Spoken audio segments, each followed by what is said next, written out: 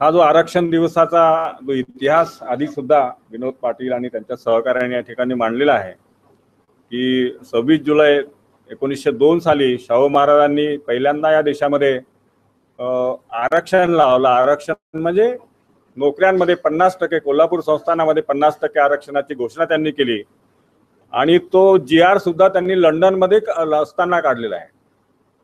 म्हणजे इथे त्यांना भीती वाटत होती की इथलं सरकार, इथले टिळक वगैरे लोक काय करतील, त्यांना ती भीती होती आणि त्या कारणाने देखील म्हणता येईल की त्यांनी लंडनमध्ये जाऊन हा 26 जुलैचा GR काढलेला होता। त्याच्यामुळे त्यांच्यावर जे काही मग आक्षेप झाले, जे काही हल्ले झालेत शाहू महाराजांवर, ते आपल्याला माहित आहेत की टिळकांनी देखील त्यांना खुनाची धमकी दिली होती। तुझा जॅक्सन आणि रॅन करून टाकू असं टिळकांनी त्या काळामध्ये जो शाहू महाराजांबद्दल बोलले होते। तेव्हा हा जो आरक्षणाचा विषय किती स्फोटक आहे, किती क्रूरपणाने त्याच्याकडे पाहण्यात येतं हे आपल्याला लक्षात येत आहे। कारण आरक्षण या भारत हा देश आरक्षणाच्या व्यवस्थेवर आधारित आहे। इथली समाज व्यवस्था ही एक मोठी आरक्षण व्यवस्था आहे आणि म्हणून आरक्षणाला, त्यांच्या आरक्षणाच्या विरोधामध्ये जे कोणी जातात किंवा हे जे जातीचं आरक्षण आहे, कामाचं आरक्षण आहे किंवा जातीनिहाय अधिकारांचं आणि शोषणाचं जे आरक्षण आहे, जी व्यवस्था आहे, त्या व्यवस्थेच्या विरोधामध्ये जो कोणी जातो त्याला अगदी त्याला नष्ट करण्याचं काम, त्या माणसाला वाळीत टाकण्याचं काम, त्याला पागल ठरवण्याचं काम, त्याचं खून करण्याचं काम या देशातील व्यवस्था करत असते। आणि तो अनुभव शाहू महाराजांना आलेला आहे। अलीकडच्या काळामध्ये शाहू महाराजांनंतर आपल्याला दिसेल की 1990 साली VP सिंगांनी जेव्हा मंडल आयोगाची घोषणा केली आणि त्या घोषणेमागे जे काही आंदोलन होते, त्याच्यामध्ये कांशीरामांचं आंदोलन होतं, रिपब्लिकन पक्षाचं आंदोलन असेल, सामाजिक संस्थांचं आरक्षण आंदोलन असेल, या सगळ्यांचा परिणाम म्हणून त्यावेळेच्या जनता दलानं 27% आरक्षण ओबीसींना लागू केलेलं होतं। तेव्हा ओबीसी ज्यांनी आरक्षण लागू केलं त्यांच्या विरोधामध्ये जो काही प्रचंड वणवा इथे पेटवण्यात आलेला होता तोही आपल्याला माहित आहे। आम्ही आरक्षणाच्या विरोधामध्ये, मंडल आयोगाच्या विरोधामध्ये आम्ही चळवळीत होतो। मंडल आयोगाच्या नागपूरमध्ये किंवा विदर्भामध्ये, महाराष्ट्रामध्ये सुद्धा काही याच्यामध्ये अनेक सभा, अनेक आंदोलनं त्या काळी केलेले आहेत।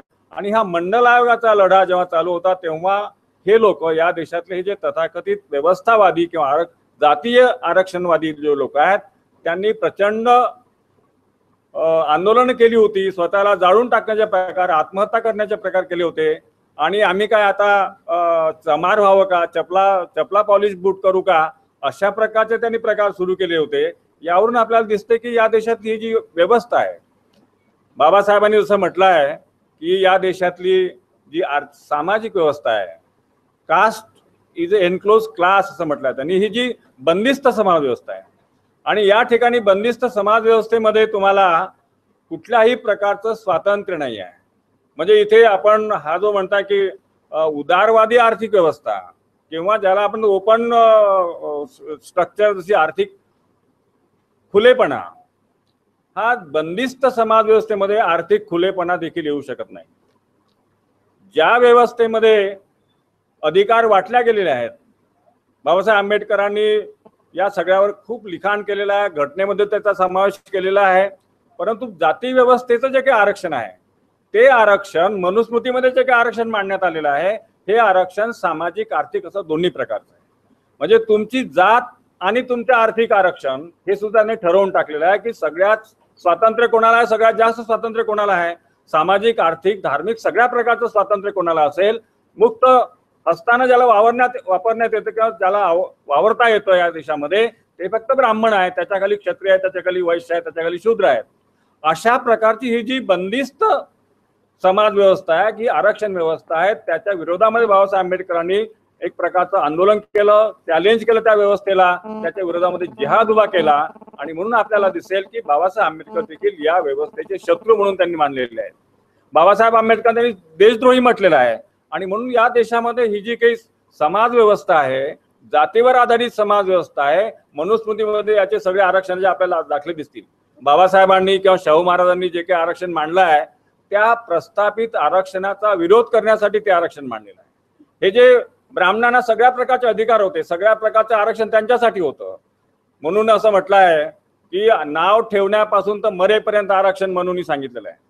तो असं म्हणता की ब्राह्मणाच्या घरी मूल जन्माला आलं तर त्याचं नाव मंगलवाचक ठेवा, क्षत्रियाच्या घरी मूल जन्माला आलं तर त्याचं नाव बलवाचक ठेवा, वैश्याच्या घरी मूल जन्माला आलं त्याचं नाव धनवाचक ठेवा, आणि शूद्राच्या घरी जन्माला आलं तर त्याचं नाव निंदाजनक ठेवा.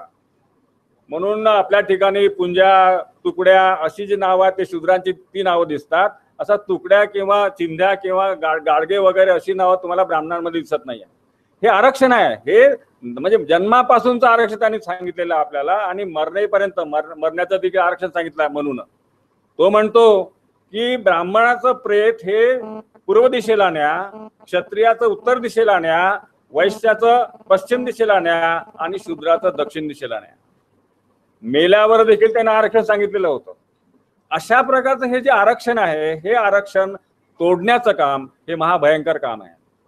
आणि म्हणून त्यांनी असं म्हटलं की कुठलाही प्रत्येक ठिकाणी त्यांनी गुन्हेगारीमध्ये, क्रिमिनल लॉ मध्ये देखील अशा प्रकारचं आहे. त्यांनी एका ठिकाणी असं म्हटलं आहे की एखाद्या शूद्रानं जर ब्राह्मण बाईवर बलात्कार केला तर त्याला फाशीची शिक्षा द्या, आणि तोच गुन्हा जर ब्राह्मणानं केला तर त्याची फक्त शेंडी कापा. म्हणजे जातीनिहाय अशा प्रकारची सजा, अशा प्रकारची शिक्षा या मनुस्मृतीनं दिलेली आहे. आणि मला वाटतं ती किती काळपर्यंत चालू होती आज आपल्याला ते दिसत नाही आहे, परंतु ही मनुस्मृतीची जे काही आरक्षण आहे ही सजा आहे. म्हणजे आर्थिक आरक्षण देखील, जर शूद्रानं कर्ज घेतलं तर त्याला 5% व्याज द्यावं लागेल, वैश्यानं घेतलं तर त्याला 3%, क्षत्रियाला 2% आणि ब्राह्मणाला फक्त 1% व्याज. म्हणजे आर्थिक व्यवस्था देखील ही जातीनिहाय आपल्या देशामध्ये त्यांनी करून ठेवलेली आहे. म्हणून तुम्हाला ब्राह्मण जेव्हा कर्ज घेतात त्यांना कमीत कमी व्याज द्यावं लागतं, आणि शेतकरी जेव्हा कर्ज घेतो त्याला सवाई दीडीनं कर्ज घ्यावं लागतं. अशा प्रकारे गरिबीत ठेवण्याचं काम देखील या मनुस्मृतीच्या आरक्षणाने या देशामध्ये केलेलं. म्हणून आपल्याला दिसेल की या देशामध्ये हा जो प्रकार चालू आहे, हा प्रकार हे बाबासाहेब आंबेडकरांनी एका ठिकाणी म्हणजे हा जो हिंदू व्यवस्था आहे, हिंदू राष्ट्र आहे, ती संकल्पना आता मांडण्यात आली आहे. या ठिकाणी माने साहेबांना माझा अनेक वर्षापासूनचा परिचय आहे. दलित व्हॉइस मध्ये म्हणा किंवा इतर लेखांनी त्यांचं एक विद्वत्तापूर्ण लेखन मी वाचलेलं आहे, त्यांचे विचार मी ऐकलेले आहे, आणि ते या ठिकाणी एका नव्या उमेदीने आपल्यासमोर उभे राहत आहे. खरं म्हणजे त्यांचं मोठेपण आहे, त्यांना आपल्याला साथ द्यायला पाहिजे आहे. कारण जो प्रामाणिक माणूस असतो, ज्याच्या मनामध्ये समाजाविषयीची तळमळ कळकळ असते, तो माणूस खऱ्या अर्थानं काम करू शकतो. आणि म्हणून जी विद्वत्तापूर्ण माणसं असतात ते, बाबासाहेब आंबेडकरांनी म्हटलं की intelligent class is the leader of the society. आणि हा इंटेलिजंट क्लास आपल्यामध्ये निर्माण झाला पाहिजे. तो ब्राह्मणांमध्ये आहे असं आपण म्हणतो, खरं ब्राह्मणांमधला हा कनिंग इंटेलिजन्स आहे, हा ज्याला एक धूर्तपणाचा असा जो इंटेलिजन्स आहे तो त्यांच्यामध्ये सरळ त्यांचा जो बुद्धिवाद आहे, हा बुद्धिवाद कुतर्कावर आधारित आहे, हा स्वार्थावर आधारित, हा समाजासाठी नाही आहे. म्हणून ब्राह्मण हे इंटेलिजंट असतात हे चुकीचं आहे. They are intelligent for them only. ते फक्त स्वतःसाठी इंटेलिजंट आहे, आपल्यासाठी ते दुर्बोध आहेत, आपल्या कामाचे नाही आहेत. म्हणून त्यांचा जो बुद्धिवाद आहे, हा बुद्धिवाद बहुजनांना बुद्धू बनवण्याकडे, मूर्ख बनवण्याकडे त्याची वाटचाल करतोय. तेव्हा या दृष्टीने देखील आपण विचार केला पाहिजे की या देशामध्ये हे जे चालू आहे आपल्या देशामध्ये की हिंदू राष्ट्राची संकल्पना आता सगळ्यात मोठी संकल्पना त्यांची आहे. बाबासाहेब आंबेडकरांनी थॉट्स ऑन पाकिस्तान मध्ये एक वाक्य दुसऱ्या आवृत्तीमध्ये लिहिलेलं आहे, Hindu Rashtra is the greatest calamity. There is no scope there in for equality, for liberty, for fraternity, not for democracy even. म्हणजे बाबासाहेब आंबेडकरांनी म्हटलं आहे की त्या काळामध्ये हिंदू राष्ट्र एक प्रकारचं किती प्रकारचं कॅलॅमिटी आहे, संकट आहे, महासंकट आहे आपल्या देशावर. आणि हे संकट हे संकट का आलं, ही महाराष्ट्राची देण आहे बंधू आणि भगिनींनो. हिंदू राष्ट्र नावाचा प्रकार हा इथे इव्हॉल्व झालेला आहे, इथे तो उत्क्रांत झालेला आहे. इथे सगळ्या प्रकारचं हे हिंदू राष्ट्राची संकल्पना गोळवलकरांनी मांडलेली आहे. 1939 साली त्यांनी जे पुस्तक लिहिलं आहे. खरं मी असं म्हणेल की आपण जेव्हा त्यांच्या हिंदू राष्ट्राचा किंवा त्यांच्या व्यवस्थेचा विरोध करतो तेव्हा त्यांचे विचार देखील अभ्यासले पाहिजे, त्यांचे विचार देखील समजून घेतले पाहिजे की ते कशा प्रकारे त्यांनी हा सगळा इमला उभा केलेला आहे आणि आपल्याला खाली ठेवण्याचं काम केलेलं आहे. म्हणून गोळवलकरांचं वै ऑर अवर नेशन डिफाईन्ड हे जे 1939 सालचं पुस्तक आहे ते खरं त्यांचं बायबल आहे, ते खरी त्यांची गीता आहे. आणि त्याप्रमाणे आज देखील ती वावरत आहे. आणि आपल्या देशामध्ये हे जे सगळा जो RSSचा पसारा आहे हा नागपुरातून निघून झालेला आहे. हे नागपूर त्यांचं केंद्र आहे. आणि म्हणून बाबासाहेब आंबेडकरांनी म्हटलं आहे की Hindu Rashtra is the greatest calamity, he calamity सुद्धा आपण समजून घेतली पाहिजे आणि तशा प्रकारचं राजकारण केलं पाहिजे. आपण जेव्हा राजकारणाचा आपण या देशामध्ये हे जे आज भाजपची सत्ता आलेली आहे ही केवळ त्यांची राजकीय सत्ता नाही आहे, त्यांनी या देशातल्या लोकांचं मानसिक घडण केलेली आहे. या देशामधल्या तमाम लोकांना, सगळ्यांना, आदिवासी पासून तर बहुजन सगळ्या लोकांना हिंदूवादी मानसिकतेमध्ये आणलेलं आहे आणि हे त्यांनी सांस्कृतिक, सामाजिक, मानसिक अशा प्रकारची एक बांधणी केली आहे की आता त्यांचं म्हणजे एक प्रकारचं कल्चरल, सोशल अशा प्रकारची मेंदूची बांधणी त्यांनी केली आहे, असा प्रचार केला आहे, अशी मेहनत त्यांनी घेतलेली आहे की आज त्यांची लोकांची मनं बनवल्यानंतर त्यांना मिळवणं सोपं गेलेलं आहे.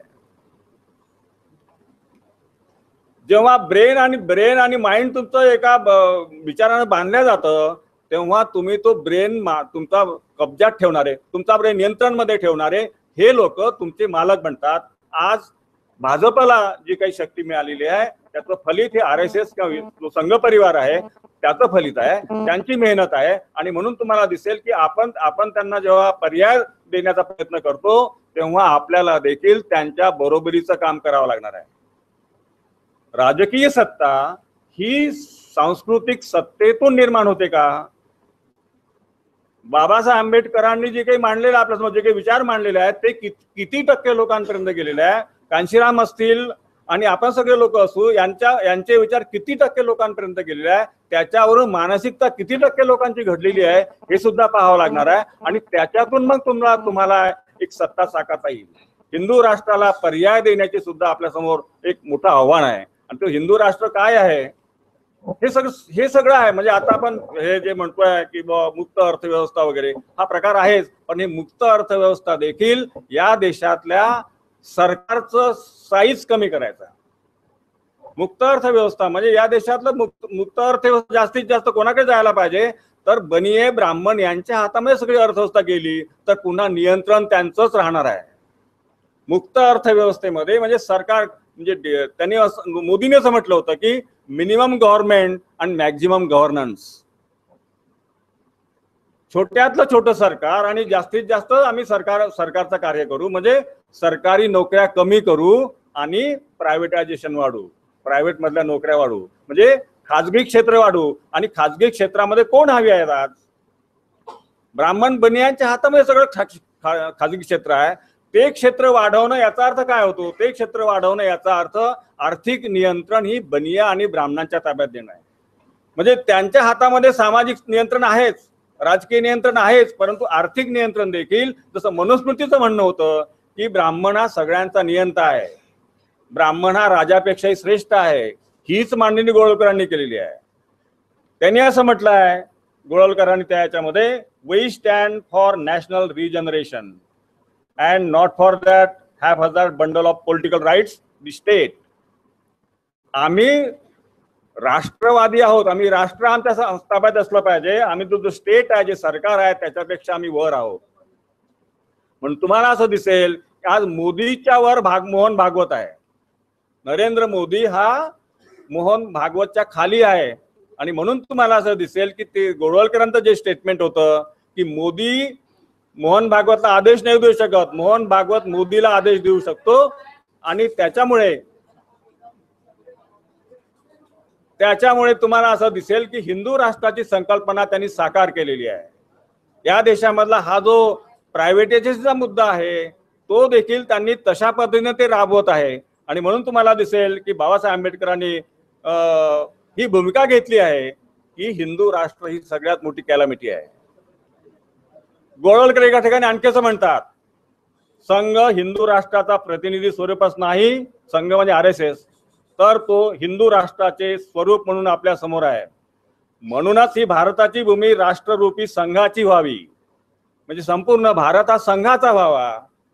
स्वामित्वाच्या भावनेने आपण आपल्या घरात सुख समाधानाने राहावे यासाठी आपला सारा प्रयत्न आहे. स्वामित्वाची भावना आहे. आपण काय म्हणतो, आपले लोक काय म्हणतात, आम्ही मूल निवासी आहोत. ते नुसतं मूल निवासी आहोत नाही म्हणत, ते आम्ही या देशाचे स्वामी आहोत, आम्ही मालक आहोत आणि तुम्ही सगळे गुलाम आहात, तुम्ही सगळे नोकर आहात. या भूमिकेतून RSS काम करते. आणि या भूमिकेतून ती राज्यसत्ता आता येते आपल्याकडे. आणि म्हणून तुम्हाला असं दिसेल की या देशामधला हा जो RSSचा प्रकार आहे गोळवलकरांचा, म्हणून मी असं म्हणतो आम्ही त्याचा खूप अभ्यास करतो आहोत. हिंदू राष्ट्र समजून घ्यावं लागेल आणि त्याचा तुम्हाला पर्याय द्यायचा असेल तर तुम्हाला त्याच दृष्टीने द्यावं लागेल. सुरेश माने साहेब एक जे विद्वत्तापूर्ण व्यक्तिमत्व आहे, अभ्यासू व्यक्तिमत्व आहे. ते लॉ कॉलेजचे मला वाटते प्राध्यापक त्यांनी सोडली आहे ती नोकरी आता. त्यांना सगळं माहिती, दलित व्हॉइस वगैरे मध्ये त्यांचे मी लेख वाचलेले आहेत. तेव्हा त्यांनी देखील हे जे राजकारण अशा प्रकारचं जे चालू आहे त्याला सामाजिक भूमिका असली पाहिजे. जसं सम्राट अशोक राज्य हे बुद्धाच्या सांस्कृतिक क्रांतीवर आधारित होतं. सगळं समाजमन बुद्धमय झालेलं होतं आणि त्याच्यावर उभी होती अशोकाची राज्यसत्ता. आणि ती तशा प्रकारची राज्यसत्ता आपल्याला पाहिजे की जी परमनंट व्हायला पाहिजे. आज राज्यसत्ता सामाजिक व्यवस्था ही परमनंट झालेली आहे आणि तिला प्रत्यवाय देण्याचं काम आपल्याला करावं लागणार आहे. आणि म्हणून या दृष्टीने आपण जर विचार केला की ही जी बंदिस्त अर्थव्यवस्था, बंदिस्त समाज व्यवस्था आहे, जी जी जी समाज व्यवस्था आणि जी अर्थव्यवस्था या देशाला जाती व्यवस्थेमध्ये अडकून ठेवते आहे. बाबासाहेब आंबेडकर आणि त्या 1916 साली जो प्रबंध अमेरिकेमध्ये सादर केला होता, जेनेसिस डेव्हलपमेंट ऑफ कास्ट वगैरे 1916 साली कोलंबिया, त्याच्यामध्ये त्यांनी म्हटलं आहे की जाती व्यवस्थाची कशी निर्मिती झाली आहे. ही जाती व्यवस्थेची निर्मिती हा सगळ्यात आपला मोठा प्रॉब्लेम आहे की ते असं म्हणतात they have close the doors, त्यांनी आपले दार बंद केले आणि others found close against them. जेव्हा तुम्ही दरवाजा बंद करता तेव्हा बाहेरच्या लोकांना वाटते की आपल्या विरुद्ध हा दरवाजा बंद केलेला आहे. आणि म्हणून त्यांनी आपले कोंडवाडे तयार केले आणि जाती अशा वाढत गेल्या, एक्सपांड होत गेल्या. तेव्हा बाबासाहेब आंबेडकरांनी म्हटलं की ही जी त्यांची जास्तीत जास्त इन्क्लुझिव्ह क्लास जी आहे ती ब्राह्मणांची आहे, त्यांची जातीला आहे. बाकीच्या जाती मग तटबंदी कमी कमी होत जाते आणि दलितांमध्ये, आदिवासीमध्ये ही जाती व्यवस्थेची बंदी तेवढी नाही आहे कडक जेवढी ब्राह्मणांमध्ये आहे. या दृष्टीने देखील बाबासाहेब आंबेडकर जे आपला जो अॅनिहिलेशन ऑफ कास्ट जे चॅलेंज आहे ते चॅलेंज आपण राजकारणामध्ये सुद्धा स्वीकारलं पाहिजे असं मला म्हणायचं आहे. अॅनिहिलेशन ऑफ कास्ट, जाती व्यवस्था विनाश करणं हे सगळ्यात मोठी क्रांती या देशामधली आहे. आणि बाबासाहेब आंबेडकरांनी तो संदेश आपल्याला दिला आहे की या देशामध्ये जर तुम्हाला खरी समानता आणायची, खरी क्रांती आणायची असेल, त्यांनी अॅनिहिलेशन ऑफ कास्ट म्हटलं आहे की चातुर्वर्ण्य नसेल तर मला हिंदू धर्म मान्य आहे. चातुर्वर्ण्य म्हणजेच हिंदू राष्ट्र आहे. चातुर्वर्ण्य जर तुम्हाला नष्ट करायचं असेल तर आपल्याला पॉलिटिकल राजकारणातून कशा प्रकारे तुम्हाला चातुर्वर्ण्य नष्ट करता येईल याचा देखील विचार करावा लागला. जातीची संख्या एकत्र करून जाती व्यवस्था जाणार आहे का? की जाती व्यवस्थेच्या विरुद्ध तुम्हाला संघर्ष करावा लागेल. ही जाती व्यवस्थेमधलं जे काही आरक्षण आहे, हे आरक्षण जसं अधिकाराचं सगळं कमी कमी होत जाते खाली दलितांपर्यंत आणि त्याच्यामधल्या त्या जाती आहेत, थोडे थोडे अधिकार वाढत जातात, वर जातो तशा प्रकारचं आपल्याला हे सगळं बंधनं आहेत. की जाती व्यवस्था जे काही राजकारण चालू आहे, जे समाजकारण चालू आहे, जी अर्थव्यवस्था चालू आहे, त्या सगळ्यांवर प्रहार करण्याची गरज आहे असं मला वाटतंय. आणि म्हणून मला असं वाटतंय की हे जे खाजगीकरण अमेरिकेत आहे, युरोपमध्ये आहे, पण तिथे एवढी गरिबी नाही आहे कारण तिथे जाती व्यवस्था नाही आहे. ही जाती व्यवस्था हे आपल्या समोरचं चॅलेंज आहे. आणि मला असं वाटतं की ज्या पद्धतीनं आता सुरेश माने एक नवीन नेतृत्व म्हणून आपल्या समोर येत आहे, ते पर्याय देत आहे प्रस्थापित नेतृत्वाला, परंतु ही बाब देखील आपण त्यांच्यापासून अपेक्षित करायला पाहिजे की सामाजिक समतेचं जे काही तत्व आहे, जाती व्यवस्थेच्या अंताचं जे काही तत्वाचे आंदोलन आहे ते देखील चाललं पाहिजे. त्याच्याशिवाय हिंदू राष्ट्र या देशामध्ये वरणार नाही. आणि म्हणून ते असं म्हणतात की जसं या देशामध्ये राजा हा ब्राह्मणांपेक्षा खाली असतो. रामाला म्हटलं, वाल्मिकी रामामध्ये म्हटलं आहे, ब्राह्मण प्रतिपूजक हा राम. राम ब्राह्मणाच्या पाया पडत होता, ब्राह्मण रामाच्या पाया नाही पडत. म्हणजे राजा जो असतो तो राजा ब्राह्मणाला दुय्यम असतो. अशा प्रकारची व्यवस्था असणं म्हणजे हिंदू राष्ट्र असणं आहे. आणि ते व्यवस्था आपल्याला तोडायची आहे. त्या व्यवस्थेकडे आपल्याला तोडायचं आणि त्याच्यात हे आरक्षण तोडायचं, हा ब्राह्मणांचं वर्चस्व तोडायचं आहे, ही संस्कृती तोडायची आहे. आणि बहुजन संस्कृती म्हणा किंवा समतावादी संस्कृती म्हणा, बुद्ध संस्कृती म्हणा, ते आणण्याची गरज आहे. मला असं वाटतं की हा जो नुसतं व्यवहार नाही आहे, आर्थिक आरक्षण नाही आहे, तर शाहू महाराजांचं आरक्षण हे केवळ आर्थिक नव्हतं, तो सामाजिक न्यायाचं आरक्षण होतं, सामाजिक समतेचं आरक्षण होतं. सामाजिक समतेचं आरक्षण केवळ आर्थिक राहत नाही, ते सामाजिक असते, ते धार्मिक असते, ते सगळ्या प्रकारचं असते. त्या दृष्टीनं आपण विचार करावा. मला या ठिकाणी तुम्ही बोलण्याची संधी दिली त्याबद्दल आयोजकांना धन्यवाद देतो आणि मी थांबतो. जय भीम, जय भारत. धन्यवाद चौधरी साहेब. जाती निर्मूलनासाठी लढा लढला पाहिजे आणि म्हणून जे आरक्षण दिलं त्याचा फायदा 15% झाला. बाबासाहेबांनी आरक्षण दिलं त्याचा फायदा 85% व्हावा ही बाबासाहेबांची अपेक्षा होती. 1-2 पिढी झाली तर त्यांच्या पोटात दुखायला लागलं आणि आरक्षण संपवण्याचा कटकारस्थान सुरू आहे. डॉक्टर बाबासाहेब आंबेडकरांनी 1936ला एनिहिलेशन ऑफ कास्ट हे पुस्तक लिहिलं. 2003ला भगवान नगरच्या मैदानामध्ये आरक्षण परिषद झाली. तेथे डॉक्टर माने साहेब 2 दिवस त्या परिषदेला होते. कोल्हापूरच्या कार्यक्रमाच्या नंतर साहेबांनी संपूर्ण देशभर आरक्षण परिषद राबवल्या. त्यातली एक परिषद भगवान नगरला झाली आणि ते मान्यवर कांशीरामजी यांच्या महाराष्ट्रात ती शेवटची सभा ठरावी. मान्यवर कांशीरामजी त्या भाषणात म्हणाले होते, मैं रहूं ना रहूं लेकिन 2036 में इस देश से जाति का बीज नाश होना चाहिए. मैं रहूं या ना रहूं लेकिन बाबा साहब के आंदोलन 1936ला बाबासाहेबांनी एनिहिलेशन ऑफ कास्ट लिहिलं. जातीभेदामुळे साऱ्या समस्या निर्माण झाल्या. जातीभेदामुळे मान्यवर कांशीरामजींना आंदोलन हातात घ्यावं लागलं. बाबासाहेबांचा अपमान, बाबासाहेबांच्या जयंतीची सुट्टी पुण्यात मिळाली असती, बाबासाहेब ज्या याच्यात कार्यरत होते, तर पुढे हे सगळं घडलं नसतं. मान्यवर कांशीरामजींच्या हयातीत तिथे बाबासाहेबांची सुट्टी नाकारली. ते कारण जेव्हा कांशीरामजींना कळलं, कांशीरामजी आपल्याला मिळाले आणि म्हणून कांशीरामजी म्हणाले की या देशात ज्या काही समस्या त्या जाती भेदाला धरून आहेत, म्हणून जातीचा अंत झाला पाहिजे. हे बाबासाहेबांनी 1936 मध्ये सांगितलं. आमची चळवळ त्या दिशेनं जायला पाहिजे की 2036 मध्ये जेव्हा बाबासाहेबांची त्या आंदोलनाला 100 वर्षे पूर्ण होतील तेव्हा या देशातलं जातीचं बीजनाश व्हायला पाहिजे. फार मोठी आव्हानं होती, परंतु गेल्या 12 वर्षामध्ये आंदोलन महाराष्ट्रातलंच भरकटलं आणि म्हणून सारा देश आंबेडकरी आंदोलन दिशाहीन होत आहे की काय असं वाटायला लागलं. माने साहेबांनी तो निष्कर्ष काढला. तुम्ही आम्ही त्याचे विक्टिम्स आहोत आणि म्हणून माने साहेबांनी अब मैं मेरा महाराष्ट्र नहीं छोडूंगा ही प्रतिज्ञा घेत त्यांनी महाराष्ट्रामध्ये पुनरागमन केलं आणि मला वाटते बहीणजींनी एक प्रकारे आमच्यावर उपकारच केले. भाई मैं आपको इधर उधर तो दे नहीं सकती, महाराष्ट्र दे नहीं सकती, तेरे में हिम्मत होगी तो तू देख. माने साहेबांनी ती हिम्मत दाखवली आणि आज जसं नागेश चौधरी साहेबांनी सांगितलं की माने साहेब एका प्रखर इच्छाशक्तीने महाराष्ट्रामध्ये उभे झालेले आहेत. आपलं कर्तव्य ठरते की आपण त्यांना साथ द्यावी. या संदर्भामध्ये तुमची उत्सुकता आणलेली आहे. काल पत्रकारांनी विचारलं माने साहेब आगे क्या, ते म्हणाले 30 तारीख को नाशिक में आओ. 30 तारखेला माने साहेबांनी नाशिकमध्ये एक विचार मंथन ठेवलेलं आहे. त्यातून 2 निष्कर्ष निघेल, ते पुढे तुम्हाला दिसेल. मी डॉक्टर माने साहेब यांना विनंती करतो की त्यांनी मार्गदर्शन करावं.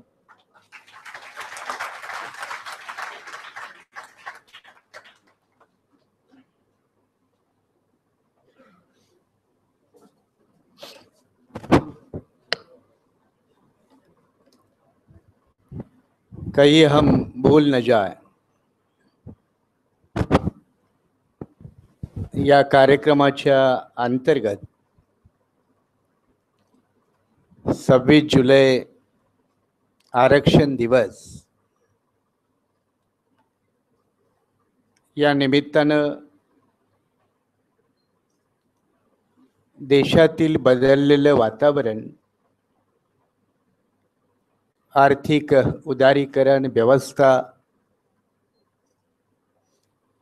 आरक्षण धोरणाची सद्यस्थिती आणि भविष्यातील आव्हाने याचा आढावा घेण्याच्या उद्दिष्टानं कमी वेळामध्ये आयोजित केलेल्या या सभेला ज्यांनी मार्गदर्शन केलं ते आदरणीय बंधू नागेश चौधरी, सर्वजित बनसोड, छायाताई कुरुडकर, मोहम्मद शफी, दुसऱ्या आमच्या आदरणीय वक्त्या, कार्यक्रमाचे आयोजक विनोद पाटील, रमेश पाटील, प्राध्यापक कोसनकर, बाकीचे सर्व सहकारी मित्रबंधू आणि भगिनीनो,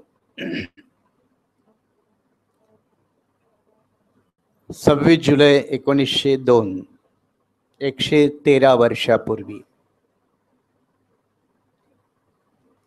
राजर्षी शाहू महाराजांनी आपल्या संस्थानामध्ये ब्राह्मण, क्षत्रिय, वैश्य आणि शैनवी, ब्राह्मण, पारशी, वैश्य आणि शैनवी या 4 जाती बघून बहुजन समाजाला किंवा त्यावेळी वापरत असणारा शब्द म्हणजे नॉन ब्राह्मण समाजाला 50% आरक्षण दिलं आणि आपल्या आरक्षण पद्धतीच्या धोरणाची अंमलबजावणी सुरू झाली. शाहू राजांनी 1902ला 50% दिलं आणि म्हैसूरचे राजे कृष्णदेवराव वडियार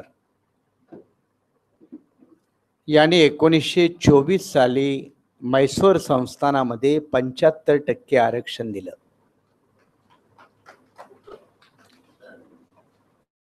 कृष्णदेवराव वडियार यांच्याविषयी आपल्याला फार कमी माहिती आहे.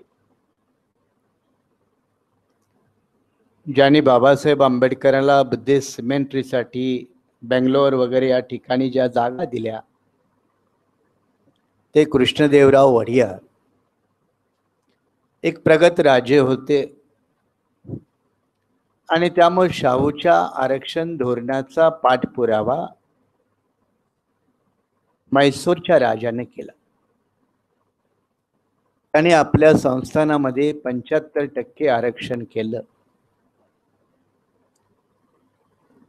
त्याच्यानंतर 1881च्या दरम्यान इंग्रजाच्या कालखंडामध्ये देशातल्या नोकऱ्यांचा एक सर्वे झाला. विशेषतः दक्षिण भारतातल्या त्यावेळचा मद्रास प्रांत, त्या मद्रास प्रांतातल्या नोकऱ्यांचा सर्वे झाला आणि 1881च्या त्या सर्वेमध्ये असं आढळलं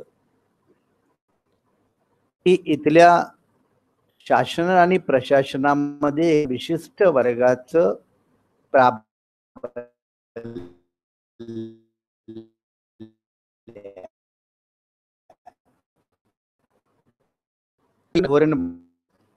की एका विशिष्ट वर्गाच्या हातामध्ये नोकरशाहीची सत्ता देणं हे इंग्रजी सत्तेला परवडणार नाही आणि त्यामुळे इतर जाती वर्गाचा याच्यामध्ये समाविष्ट केला पाहिजे. 1840-48च्या दरम्यान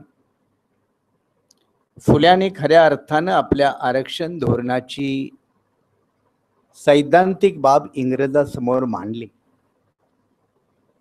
आणि फुले म्हणाले की इंग्रजी सत्तेचं राज्य आहे पण इथं अंतर्गत जी शासन सत्ता चालते ती एका ब्राह्मण वर्गाची, ब्राह्मण समर्थक वर्गाची चालते आणि त्यामुळे इंग्रजी सत्तेनं 2 मार्ग स्वीकारावेत. एक, बहुजन समाजासाठी शिक्षणाची द्वारं खुली करावीत आणि दुसरं, बहुजन समाजाच्या लोकांचा शासकीय नोकऱ्यामध्ये समावेश करावा. या 2 बाबी प्रकर्षानं फुल्यांनी मांडल्या. आपल्याला ठाऊक आहे की फुल्यांचं कार्यक्षेत्र मर्यादा, पण एक सैद्धांतिक बाजू म्हणून फुल्यांनी ती मांडली. दरम्यान मध्ये दक्षिण भारतातल्या काही राज्यामध्ये, आता काही राज्यामध्ये मी म्हणतोय तेव्हा थोडंसं समजून घ्या कारण त्यावेळेला केरळ हे काही राज्य नव्हतं. कर्नाटक हा नंतर बनला. म्हणजे दक्षिणचा कुठला प्रांत तर त्याला म्हणतात मद्रास प्रांत.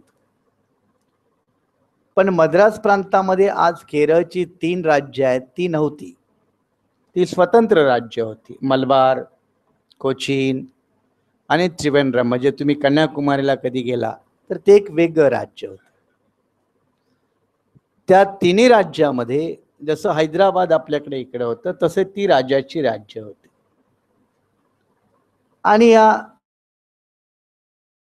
प्रांतासोबत असणारी ही 3 राज्य यांच्यामध्ये ब्राह्मण आणि ब्राह्मणेतर एक संघर्ष सुरू होता की कोणत्या वर्गाचं नोकऱ्यामध्ये वर्चस्व असावं. तर यामध्ये एक महत्वाची बाब तुम्ही लक्षात घ्यायला हरकत नाही की ज्या शाहूराजांनी 1902 साली आपल्या संस्थानामध्ये 50% आरक्षण दिलं ते शाहूराजे दक्षिण भारतातल्या ब्राह्मणेतर चळवळीचे सल्लागार होते, मार्गदर्शक होते. याचा पुरावा काय, तर मी याचा एक पुरावा म्हणून तुम्हाला उदाहरण देईन की 6 मे 1922 साली राजर्षी शाहूराजांचं निधन झालं कोल्हापूरला. आणि 7 मे 1922 ला मद्रासला शाहूराजाच्या निधनानिमित्त शोकसभा झाली. याचा अर्थ तुम्हाला समजून येईल की शाहूराजांचं जरी राज्य कोल्हापुरात होतं तरी नॉन ब्राह्मण मुवमेंटशी शाहूराजांचा संपर्क देशभर होता.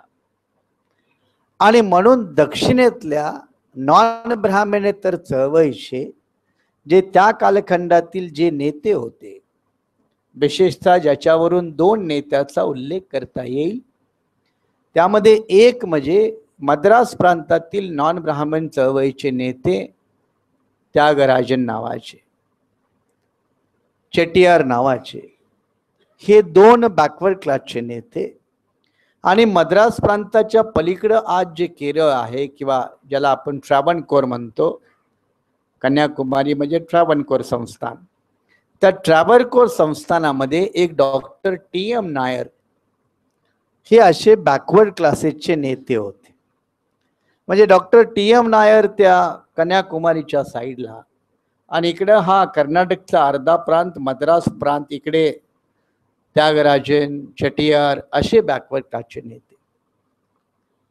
आणि ती राजांच्या कालखंडामध्ये ती राज्य असल्यामुळं तिथल्या प्रस्थापित वर्गानं राजाला निवेदन दिले की आमचं वर्चस्व नोकऱ्यामध्ये कसं राहावं. आणि त्याच्या विरोधात मग या बॅकवर्ड क्लासच्या लोकांच्या वतीनं, आता बॅकवर्ड क्लासच्या लोकांच्या वतीनं म्हणजे त्यामध्ये प्रामुख्यानं इडवा म्हणजे नारायण गुरूंची जमात. आणि नारायण गुरूची जमात आज ओबीसीत आहे, पण ते त्यावेळेला अस्पृश्यात होते. हे जातीचंही गणित आपल्याला समजायला हवं. म्हणजे पूर्वी नारायण गुरु हयात होते तेव्हा नारायण गुरूची जात ही ओबीसीत नव्हती, ती अस्पृश्यात होती. आणि अस्पृश्याची लोकसंख्या त्या ट्रॅव्हनकोर कोचीन मध्ये 32, 34, 35 अशा टक्क्यानं. आणि त्यांच्यामध्ये मोठ्या प्रमाणात जागृती आली होती, कारण नारायण गुरूच्या आंदोलनामुळे नारायण गुरूचे सहकारी फार मोठ्या ताकदीचे होते, फार मोठ्या ताकदीचे. म्हणजे मल्याळी भाषेत बुद्ध चरित्र लिहिणारा मल्याळी महाकवी कुमारनासन, जो वयाच्या फक्त 42व्या वर्षी वारला. शाहूराजे वयाच्या 48व्या वर्षी वारले.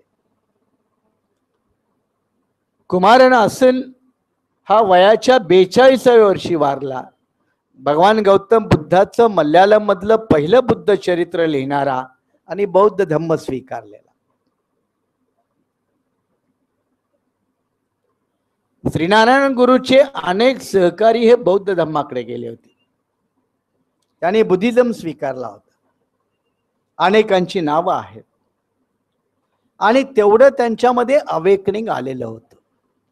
आणि त्यामुळं त्या इवन ट्रॅव्हनकोर, कोचीन, मलबार या प्रांतामध्ये सुद्धा बहुजन समाजातल्या शिक्षित वर्गावरती नोकऱ्याच्या संदर्भात एक फार मोठा अन्याय होतो. आणि म्हणून त्या काळी त्यांनी एक इडवा मेमोरियल नावाचं एक निवेदन तिथल्या राजांना दिलं होतं. मेमोरियल म्हणजे एक निवेदन टाईप पत्र आहे, जसं फुल्याने 1848ला पुण्यामध्ये दिलं इंग्रजांना, तसं त्यांनी दिलं.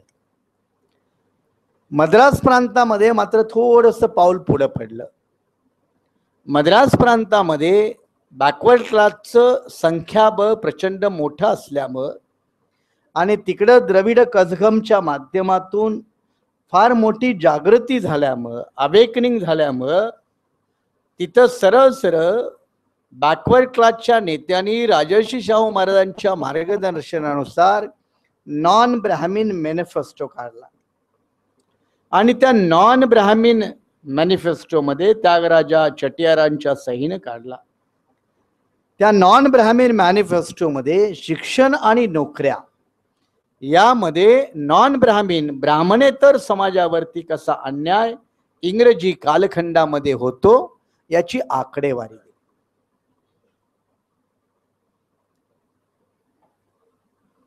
या समांतर घटना घडत असताना थोडी आणखीन एक प्रकारची जागृती त्या दक्षिण भारतामध्ये आली आणि ती म्हणजे आपल्याला माहिती आहे की 1920च्या नंतर इंग्रजांच्या कालखंडामध्ये जे गव्हर्नर होते त्या गव्हर्नरांचं एक सल्लागार मंडळ होतं आणि त्या सल्लागार मंडळामध्ये भारतीय लोक सदस्य होते. तसं प्रांत स्तरावरती देखील त्या गव्हर्नर लोकांना एक ॲडवायझरी काउन्सिल असं एक काउन्सिल होतं आणि त्या काउन्सिलमध्ये हे सगळे उच्च जाती असायचे, इतर जातींना प्रवेश नसायचा. यावरून देखील दक्षिण भारतामध्ये मोठं आंदोलन झालं आणि विशेषतः ट्रॅव्हनकोर संस्थानामध्ये याचा फार बारकाईने अभ्यास केला आणि मग त्या ट्रॅव्हनकोर संस्थानामध्ये नायर आणि नंबूद्री या दोन प्रमुख वरच्या जाती आहेत. त्या जातीच्या विरोधामध्ये अस्पृश्य, इडवा आणि मुसलमान यांनी एक युती केली, यांनी एक अलायन्स केला आणि त्या अलायन्सचे म्हणून एका जागेसाठी डॉक्टर टी.एम. नायर हे निवडणुकीला उभे राहिले. आता हा फार पहिला प्रयोग होता. टी.एम. नायर ह्या निवडणुकीत हरवलं गेलं आणि जेव्हा टी.एम. नायर हरवले गेले तेव्हा त्यांच्यामध्ये राजकीय जागृती फार आली की आमची लोकसंख्या एवढी आहे, यांच्या शतपटीनं आहे, तरी देखील ब्राह्मण, नंबूद्री आणि नायर, आता नायर आजही केरळामध्ये 9% आहे, नंबूद्री 4-5% आहे, म्हणजे दोन्ही मिळून 15-20% पकडा. मग या 20% लोकांच्या समोर आम्हाला प्रशासनात मोठं होता येत नाही, प्रतिनिधीमध्ये मोठं होता येत नाही आणि आमची लोकसंख्या तर 70-80% जवळपास आहे. याचं शल्य तत्कालीन मंडळीच्या मनामध्ये आलं आणि मग रिझर्वेशनची चळवळ दक्षिण भारतामध्ये फार मोठ्या प्रमाणावरती उभी राहिली. आणि मग आपल्याला ठाऊक आहे की या बॅकग्राऊंडवर दक्षिण भारतामध्ये या सगळ्या एकंदरच नॉन ब्राह्मीण चळवळीचं नेतृत्व 1936च्या दरम्यान पेरियार ई.व्ही. रामस्वामी नायकर यांच्याकडे आलं. जस्टिस पार्टीचं नेतृत्व पेरियारकडे आलं. तिकडे पेरियार आले, नारायण गुरु तिकडे होते आणि बाबासाहेब आंबेडकर त्या काळात महाराष्ट्रामध्ये आणि महाराष्ट्राच्या जवळपासच्या इलाक्यामध्ये, कारण 1935ला बाबासाहेब आहेत कुठे हो, आणि तुम्ही याचा शोध घेतला बारकाईनं तर 1932ला 3 राऊंड टेबल कॉन्फरन्स मधून बाबासाहेब देशाच्या पटलावर येतात आणि त्या 3 राऊंड टेबल कॉन्फरन्स मध्ये जे बाबासाहेबांचं पहिलं भाषण आहे त्याच्यामध्ये ते विधारक स्थिती मांडतात. खास करून त्यावेळेला ते अस्पृश्याचे प्रतिनिधी होते आणि अस्पृश्याचे प्रतिनिधी असल्यामुळे ते अस्पृश्यातलं शैक्षणिक, नोकऱ्यातलं मागासलेपण हे तिथे मांडतात आणि मग त्याच्यातून बाहेर येण्याचा मार्ग म्हणून बाबासाहेब शिक्षणामध्ये, राजकारणामध्ये स्वतंत्र मतदारसंघ असावेत आणि नोकऱ्यामध्ये पुरेसं प्रतिनिधित्व असावं आणि अस्पृश्यता, जाती व्यवस्था याच्यापासून जे अन्याय अत्याचार आहेत त्याच्यापासून मुक्त होण्याची एक यंत्रणा असावी अशी व्यापक मांडणी बाबासाहेबांनी 4 थरावरती केली. आता या दरम्यानच्या कालखंडामध्ये आणखीन काही घटना आहेत, त्या समजून घेणं गरजेचं आहे. आणि त्या घटना म्हणजे काय? त्या घटना म्हणजे 1909 साली इंग्रजांनी मुसलमानांसाठी, अँग्लो इंडियनसाठी, ख्रिश्चनसाठी या समाज घटकातील लोकांना राखीव मतदारसंघ दिले होते. आणि हे 1909च्या कायद्याने दिलं होतं. 1909च्या कायद्यानं भारतातील मुसलमान, अँग्लो इंडियन, सिख आणि ख्रिश्चन यांना स्वतंत्र मतदारसंघ होते, अस्पृश्यांना नव्हते. हे 1909च्या कायद्यानं दिले. 1919च्या कायद्यानं पुढे चालू राहिले आणि त्याचाच आधार घेऊन बाबासाहेबांनी 32ला तीच मागणी अस्पृश्यासाठी केली. पुढचं काय झालं तो सांगण्याचा एक वेगळा टॉपिक आहे, मी त्याच्यात आज जात नाही. पण स्वतंत्र मतदारसंघ त्यांनी बहाल केले. मग हे उपोषणाला बसले आणि मग संयुक्त मतदारसंघ आले. तो तुम्हाला सगळा एक दुसरा बाजूचा भाग आहे. आणि मग संयुक्त मतदारसंघ म्हणजे 1937च्या प्रांतीय विधिमंडळाच्या निवडणुकीमध्ये पहिल्यांदा अस्पृश्य लोकांना राजकीय रिझर्वेशन मिळालं. अस्पृश्य लोकांना राजकीय रिझर्वेशन मिळालं. मुस्लिमांचे स्वतंत्र मतदारसंघ, अँग्लो इंडियनचे मुस्लिमांचे स्वतंत्र मतदारसंघ, ख्रिश्चनांचे स्वतंत्र, मात्र अस्पृश्यांना संयुक्त मिळाले. कारण वेगळे आहेत. कारण असं आहे की धर्माची चिंता फार होती, अस्पृश्याची चिंता कमी होती. हिंदूच्या अंतर्गत एक स्वतंत्र इंडिपेंडंट आयडेंटिटी निर्माण होणार नाही, म्हणून आजही ओबीसीची जनगणना होत नाही. कारण तुम्ही हिंदूच्या चौकटीत राहा पण वेगळं अस्तित्व म्हणून राहू नका, हाच प्रयत्न त्यावेळेला.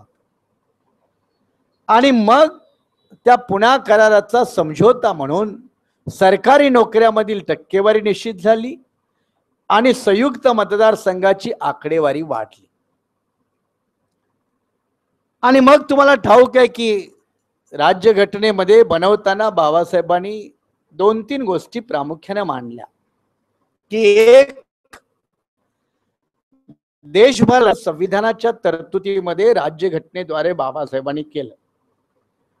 करताना त्यांनी 2 मुद्दे मांडले की एक, हे आरक्षण त्यांची इथल्या देशातल्या शासन प्रशासनामध्ये भागीदारी निश्चित करण्यासाठी आहे, फक्त ब्रेड आणि बटरचा भाग म्हणून नाही. हा एक मुद्दा. दुसरा मुद्दा, संविधानामध्ये राजकीय आरक्षणासाठी 10 वर्षाची मर्यादा घातली.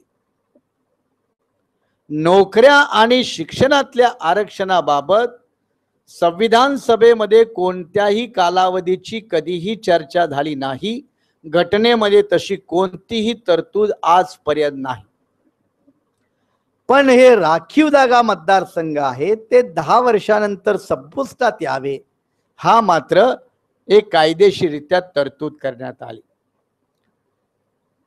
आता बाबासाहेबांनी जे आरक्षण दिलं ते दलितांना मिळालं, आदिवासींना मिळालं. ओबीसी अडकले. अडकले का? तर ओबीसी म्हणजे त्यावेळेला ओबीसी स्वतःला कोण म्हणवून घेत होतं. आणि बाबासाहेब आंबेडकरांना तांत्रिकदृष्ट्या ओबीसीची बाजू खंबीरपणे मांडण्यामध्ये अडचण होती, कारण त्यांना अस्पृश्याचे पुढारी हा एक ब्रँड होता. त्यांनी प्रयत्न केले पण ओबीसी कोणी साथ देत नाही. पंजाबरावांनी प्रयत्न केले, साथ देत नाही. आणि आपले सगळे ओबीसी काँग्रेसमध्ये, त्यावेळेला काही बीजेपी नव्हता, जनसंघ फार तोडका मोडका, हिंदू महासभा बऱ्यापैकी होती. आणि त्यामुळं या ओबीसीच्या आरक्षणातला मुद्दा मात्र त्यावेळेला काही कोणी लावून धरला नाही. आणि संविधान सभेमध्ये मुस्लिमांचे जे प्रतिनिधी होते ते थोडेसे बिघडल्यागत म्हणाले, आम्हाला इथून पुढे आरक्षणाची गरज नाही. त्यांचं बंद झालं. हे जे ख्रिश्चन होते ते म्हणाले, आम्हाला आरक्षणाची गरज नाही. आता त्या बिचाऱ्यांना जीसस एवढा मोठा वाटतो, की ओ माय लॉर्ड म्हटल्यावर तो आकाशातून खाली येऊन आपल्याला डायरेक्ट वरच्या स्वर्गात घेऊन जाईल असं वाटतं. त्या बिचाऱ्यांच्या समजुतीमध्ये गफलत झाली आणि ती गफलत अशी आहे की in India caste is more powerful than the Christ. हे समजण्यामध्ये त्यांची गफलत झाली आणि म्हणाले आम्हाला हे रिझर्वेशन नको. बर तिथं सगळे वरच्या समाजातील ख्रिश्चन, कोण सारस्वतवाला ख्रिश्चन, कोण कोकणस्थ ख्रिश्चन, मग त्यांना कशाला रिझर्वेशन हवा आहे. आणि मग त्यांची रिझर्वेशनचे दरवाजे झाले बंद. त्यांचे रिझर्वेशनचे दरवाजे झाले बंद. ओबीसी काय जागा व्हायला तयार नाही आणि त्यामुळे ओबीसीला काही आरक्षण येण्याची शक्यता नाही. बाबासाहेबांनी 1954 साली राज्यसभेत एक भाषण केलं आणि त्या राज्यसभेच्या भाषणामध्ये बाबासाहेब असं म्हणतात की जसं दलित आणि आदिवासींना मी घटनात्मक तरतुदीद्वारे आरक्षण दिलं शिक्षण आणि नोकऱ्यामध्ये, तसंच आरक्षण ओबीसी साठी देण्याची माझी इच्छा होती, परंतु मला काँग्रेसनं तसं करू दिलं नाही आणि ओबीसीच्या लोकांनी मला साथ दिलेली आहे आणि त्यामुळे मला 340 याच कलमापुरतं थांबावं लागलं आणि भविष्यात असं काही येईल अशी यंत्रणा घटनेमध्ये निर्माण करावी लागली. 51ला बाबासाहेब राजीनामा देतात. जसं स्त्रियांच्या हक्काविषयी ते हिंदू कोड बिलावरनं लिहितात की हे एक कारण आहे माझं राजीनामा देण्याचं, तसंच ते दुसरंही कारण लिहितात की ओबीसीसाठी जो आयोग नेमून पुढची कारवाई होती त्यात नेहरू सरकारनं फार उशीर केला, कारण तोपर्यंत केलंच नव्हतं. 51ला कालेलकर 52-53ला आले आणि त्यामुळे तेही बाबासाहेबांनी ओबीसीच्या मुद्द्यावरनं राजीनामा दिला. आता हे 51 पर्यंत हा आरक्षणाचा इतिहास पाहिल्यानंतर एक गोष्ट पहिल्यांदा की आरक्षण दिलंय कुणाला, घटना सांगते सामाजिक आणि शैक्षणिक मागासलेल्या वर्गाला. आता मागासलेला वर्ग ठरवणार कोण, तर प्रत्येक राज्यानं एक तशी यंत्रणा उभारावी, कमिटी नेमावी आणि त्या कमिटीने ते तपासावं. म्हणजेच भारतीय राज्यघटनेच्या निकषानुसार जे घटक सामाजिक आणि आर्थिक दृष्ट्या, सामाजिक आणि शैक्षणिक दृष्ट्या मागासलेले आहेत त्यांना आरक्षण द्या. आर्थिक दृष्ट्या नाही, सामाजिक आणि शैक्षणिक दृष्ट्या मागासलेले. मग आता याची ओळख कशी करायची, तर आपल्याकडे जात नावाचं कॅपिटल फार दिवसाचं आहे आणि त्यावरनं आपल्याला ओळख पटकन करता येते. म्हणून आपण आताही माणसाचं नाव विचारण्यामध्ये कमी इंटरेस्ट ठेवतो, आडनाव विचारण्यामध्ये जास्त इंटरेस्ट ठेवतो. आडनाव विचारलं म्हणजे हिस्ट्री, जॉग्राफी, सोशॉलॉजी, सायकॉलॉजी सगळं आपणाला ते कॉम्प्युटरवरचं एक बटन दाबलं की जसं येतं तसं ते आहे.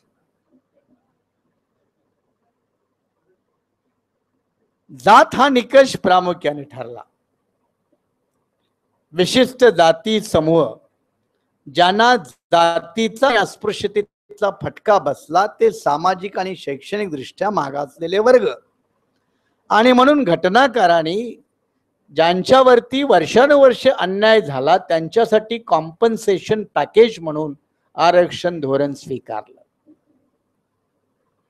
काही इतिहासकार अशी मांडणी करतात की मुस्लिम समाजानं आपलं राज्य घेतलं आणि दलित आदिवासींनी आरक्षण घेतलं आणि ऍडजस्टमेंट केली. बाबासाहेबांनी घटना समितीमध्ये आयर्लंडच्या इतिहासाचं उदाहरण देताना तिथे आपल्यासारखा एक समूह आणि त्या समूहाच्या नेत्याला तिथल्या वरच्या जातीतला एक नेता रेडमंड नावाचा म्हणतो की स्वातंत्र्य मिळालंय, आयर्लंड एकत्र राहू द्या, तुम्हाला काय पाहिजे ते मागा, आम्ही देऊन टाकतो. आणि तो त्या उपेक्षित समाजाचा नेता कार्सन नावाचा, तो कार्सन नावाचा नेता म्हणतो तुम्ही देणारे कोण, तुम्ही कोण देणारे आणि तुम्ही देल ते आम्ही काय म्हणून घ्यावं, आम्हाला तुमचं राज्यच नको आहे. We don't want to be ruled by you, म्हणजे आम्हाला तुमच्या राज्यातच राहायचं नाही, तुमचं राज्यच नको आहे.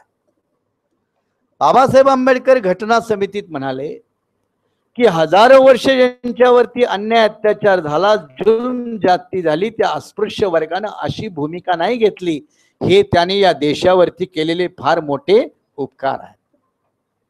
अशी भूमिका नाही घेतली. त्या बदल्यात घटनात्मक सुधारणा, सोयी सवलती, आरक्षण धोरण अशा सारख्याचा अवलंब करून अन्याय अत्याचार ज्यांनी केला त्यांच्या सोबत राहणं आणि देशव्यापी स्तरावरती जीवन जगण्याची मान्यता या वर्गाने केली, काही या तरतुदीच्या बाबतीमध्ये. जेव्हा एवढ्या मोठ्या लेवलचा हा घटनात्मक करार आहे, जेव्हा एवढा हा मोठ्या लेवलचा एक सामंजस्य एक करार आहे, तर त्या कराराचं पालन आणि या कराराचं उल्लंघन गेल्या 65-67 वर्षामध्ये किती केलं आणि किती उल्लंघन केलं याचा हिसाब किताब करण्याचा दिवस हा 26 जुलै आहे. कारण या दिवशी ती प्रक्रिया सुरू झाली होती आणि म्हणून आज 26 जुलै 2015 या दिवशी आपण जेव्हा राजर्षी शाहू महाराजांचं जयंती असेल किंवा आरक्षण दिनाच्या निमित्ताने या संपूर्ण बाबीची मीमांसा करतोय, तेव्हा देशामध्ये आरक्षण धोरण नेमकं चाललंय कुठं, त्याचा खरंच वंचित समाज घटकाला लाभ होतोय का, या आरक्षण धोरणाचं राजकारण करून काही विशिष्ट राजकीय पक्ष अंतर्गत जाती कलह आणि परस्पर द्वेष निर्माण करून एकजिन्सी समाज निर्माण होण्यामध्ये काही अडथळे निर्माण करतायत का, आणि आजच्या आर्थिक उदारीकरणाच्या वातावरणामध्ये आरक्षण धोरणाला मूठमाती मिळत आहे का, असे जुजबी 5-6 प्रश्न आपल्या डोळ्यासमोर आहेत. जेव्हा या 5-6 प्रश्नाची आपण एकत्रितपणे उकल करायची ठरवतो, तेव्हा आपण पहिल्यांदा बाब स्पष्ट करूया की भारतीय राज्यघटना मुक्त अर्थव्यवस्था स्वीकारते का, आणि त्याचं उत्तर आहे नाही. भारतीय राज्यघटनाच मुळामध्ये राज्य समाजवादाची आणि कल्याणकारी राज्याची संकल्पना स्वीकारते. याचाच अर्थ असा की राज्यातल्या सर्व समाज घटकाची आणि खास करून उपेक्षित असणाऱ्या समाज घटकाची कल्याणकाराची जबाबदारी ही राज्याची आहे. आता यालाच मुक्त अर्थव्यवस्था छेद देते. मुक्त अर्थव्यवस्था काय म्हणते की जग बाजारपेठ ही एक स्पर्धा आहे आणि या स्पर्धेमध्ये जे मजबूतपणे टिकून राहतील त्यांनाच याचा फायदा होईल आणि जे टिकून राहणार नाहीत ते वगळले जातील, ते बाजूला फेकले जातील. आणि हे धोरण नेमकं राज्यघटनाच्या कल्याणकारी धोरणाच्या विरोधात आहे. मुक्त अर्थव्यवस्थेचं हे धोरण आणि आता आलेल्या मोदी सरकारचं धोरण, ज्याचा उल्लेख चौधरींनी केला की त्यांनी निवडणुकीच्या अगोदर सांगितलं आणि निवडून आल्यानंतर पार्लमेंटच्या भाषणामध्ये सांगितलं की आमचं धोरण काय, आमचं धोरण हे लिस्ट गव्हर्नमेंट आणि मोर गव्हर्नन्स, म्हणजे कमी शासन आणि जास्त कारभार अशा स्वरूपाचं प्रिन्सिपल राहणार आहे. मग जर कमी गव्हर्नमेंट आणि जास्त गव्हर्नन्स, तर तो प्रश्न आहे की मग गव्हर्नर कोण करणार आहे, गव्हर्नन्स कोण करणार आहे. राज्यघटनेमध्ये सांगतं गव्हर्नर कोण करणार आहे, तर विधिमंडळ आहे, कार्यकारी मंडळ आहे, न्यायपालिका आहे, लोकल बॉडीज आहेत आणि सर्व राज्याच्या संस्था आहेत. मोदीच्या धोरणामध्ये जेव्हा देतात की लेस गव्हर्नमेंट आणि मोर गव्हर्नन्स, याच्यामध्ये या प्रश्नाचं उत्तर आहे की जर गव्हर्नमेंट हे कमी राज्यकारभार करणार असेल तर उरलेला राज्यकारभार हे कोण करणार आहे, आणि उरलेला राज्यकारभार या मोदींच्या धोरणानुसार हे गैर सरकारी लोक करणार आहेत, ज्यांना आपण प्रायव्हेट प्लेयर म्हणतो.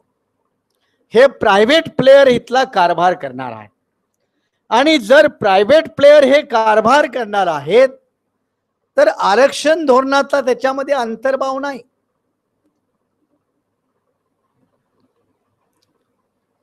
गेल्या आठवड्यामध्ये कोणीतरी पेपरामध्ये विधान केलं की बँकाचं राष्ट्रीयकरण केलं ते चूक झाली, आता बँकाचं खाजगीकरण करण्याची गरज आहे. वाचलं तुम्ही?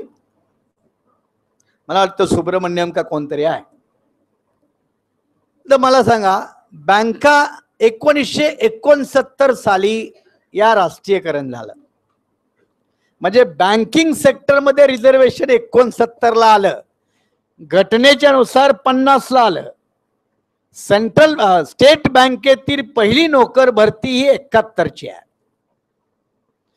म्हणजे राज्यघटनेनं जरी आरक्षण धोरण 50 साली सांगितलं तरी बँकिंग सेक्टरमध्ये आरक्षण धोरण हे 71 ला आलं.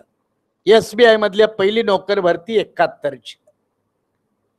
आता बँकिंग सेक्टर मध्ये आता आरक्षणाच्या माध्यमातून आपली काही माणसं लागली बऱ्यापैकी आहेत. आता म्हणत बँकिंग सेक्टर खाजगीकरण करा. LICचं राष्ट्रीयकरण 64 साली झालं, म्हणजे 64 सालापर्यंत LIC मध्ये आरक्षण नव्हतं. उगाच आपला डांगोरा पिटला जातो, देशात आम्ही सगळं आरक्षण दिलं, असं एक एक काढलं ना की कुठं होतं आणि कुठं नाही तर ते नेमकं कळतं. LIC हे राष्ट्रीयकरण 64 ला झालं, म्हणजे 64च्या अगोदर आरक्षण नव्हतं, 64 नंतर आरक्षण आलं. आता 2015 आता केंद्र सरकारचं डाव की LICचं खाजगीकरण झालं पाहिजे. LIC मध्ये प्रायव्हेट इन्व्हेस्टमेंट ही 50% पेक्षा जास्त झाली पाहिजे. तुम्ही युनिट ट्रस्ट ऑफ इंडिया पाहिलंय, ऐकलंय युनिट ट्रस्ट ऑफ इंडिया? काही जणांनी पैसे गुंतवले असतील, ज्याच्याकडे आहेत त्यांनी गुंतवले असतील. युनिट ट्रस्ट ऑफ इंडियाच्या सुद्धा 3 कंपन्या झाल्या खाजगीकरणाच्या मार्गे. इव्हन तुम्हाला माहिती असेल की IDBI industrial development bank of India ही सुद्धा आता प्रायव्हेट कंपनी म्हणून रजिस्टर्ड आहे, प्रायव्हेट कंपनी म्हणून. जेव्हा की त्या कंपनीमध्ये 74 इक्विटी शेअर हे भारत सरकारचे आहेत, म्हणून त्याला गव्हर्नमेंट कंपनी म्हणावं लागतं. पण त्यांची धोरणं ती प्रायव्हेट कंपनी सारखी आहे. आता प्रायव्हेट कंपनी सारखी धोरणं जर असतील तर आरक्षण असल्याचा प्रश्न नाही. गेल्या 1-1.5 वर्षामध्ये सेंट्रल बँक ही राष्ट्रीयकृत बँक आहे, भारत सरकारची बँक आहे. या भारत सरकारच्या बँकेनं नोकर भरती करण्याकरता आउटसोर्सिंग केलं. आउटसोर्सिंग कशा पद्धतीने केलं? कॅम्पस रिक्रुटमेंटच्या माध्यमातून केलं. आणि कॅम्पस रिक्रुटमेंटच्या माध्यमातून जेव्हा त्यांनी आउटसोर्सिंग केलं तेव्हा आरक्षण आपोआप बाजूला फेकलं गेलं. चांगली गोष्ट आहे. काही कर्मचाऱ्यांनी ती केस सुप्रीम कोर्टापर्यंत लढवली आणि सुप्रीम कोर्टानं सांगितलं की सेंट्रल बँक ही सरकारी बँक आहे, तिथं तुम्हाला आउटसोर्सिंग करून नोकर भरती करता येणार नाही, म्हणून ते आरक्षण टिकून राहील.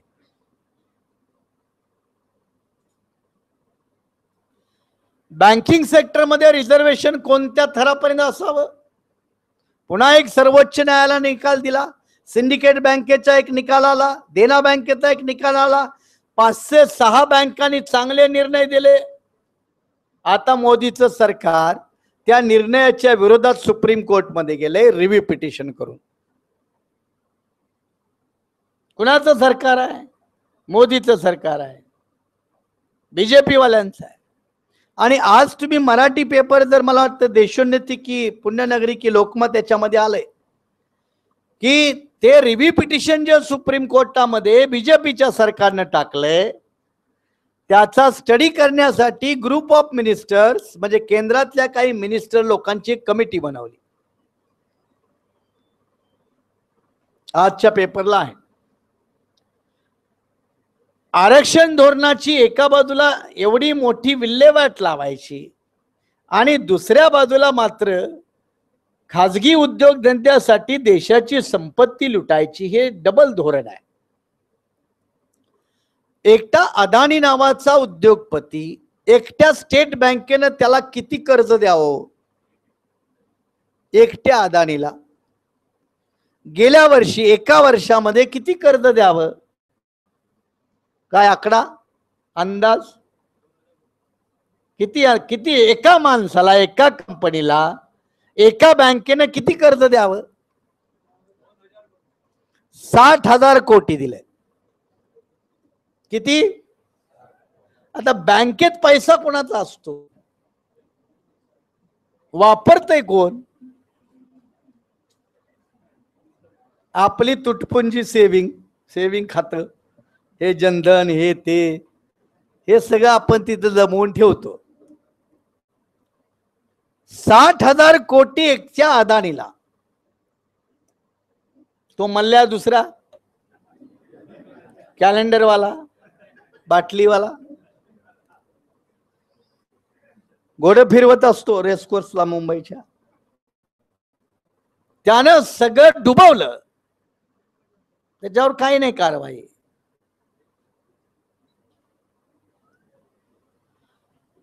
पंच्याऐंशी उद्योगपती आहेत भारतामध्ये, ज्यांनी 2,60,000 कोटी, किती? 2,60,000 कोटी बँकाचे डुबवले. 2,60,000 कोटी. मग बँकेतला पैसा कुणाचा? कुणाचा? वापरतय कोण? तुम्ही घ्या आरक्षण,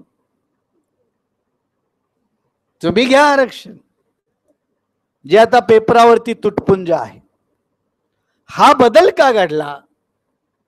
तर शिफ्ट बेस तुमचा शिफ्ट झालाय. घटना काय सांगते ते जाग्यावर, इथं दुर्घटना काय करते ते महत्वाचं.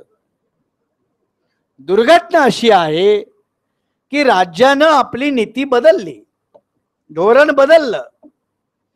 गरीब कमजोर तबकाला उत्थान आणि त्याचं कल्याण हे धोरण आता मागं पडलं आणि उद्योगपतीला अत्यंत मोठं समर्थन, ज्याला आपण क्रोनी कॅपिटलिझम म्हणतो, भांडवलदारी शासन व्यवस्था म्हणतो, ती आता अस्तित्वात आहे.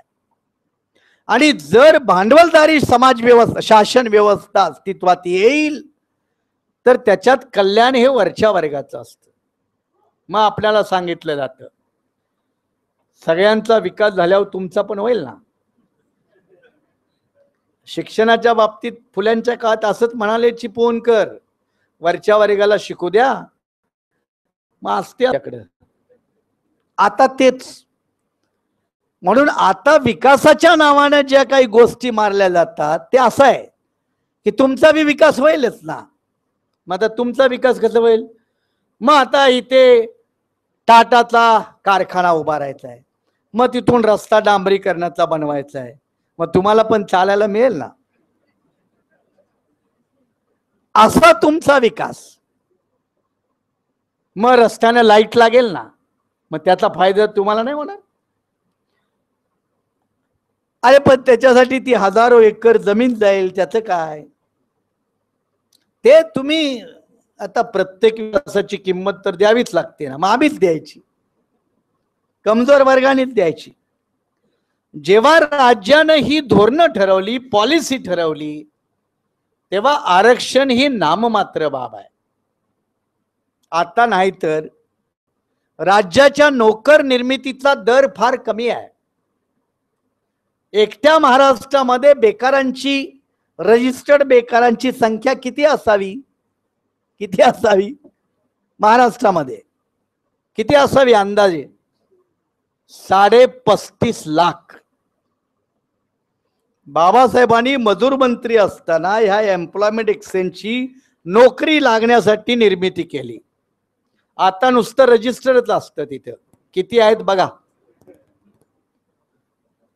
महाराष्ट्रामध्ये 35.5 लाख.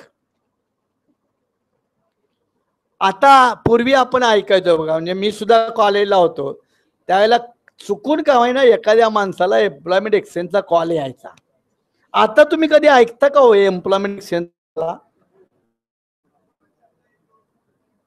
कधीतरी ऐकायला मिळतं. की एम्प्लॉयमेंट एक्सचेंज मधून अमक्या तमक्याला नोकर भरतीतला कॉल आला म्हणून.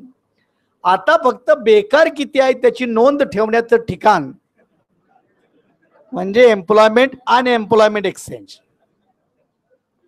तर 35.5 लाख बेकार महाराष्ट्रामध्ये. मग हे म्हणणार कोण म्हणतं नोकऱ्या कमी झाल्या, वाढल्या ना नोकऱ्या. बघा बरं, ते रात्रीचे कॉल सेंटर चालतात, किती पोरं काम करतात. IT सेक्टरमध्ये किती पोरं पोरी काम करतात. त्याला सर्व्हिस सेक्टर म्हणतात. त्याला काय मॅन्युफॅक्चरिंग उत्पादक सेक्टर म्हणत नाही.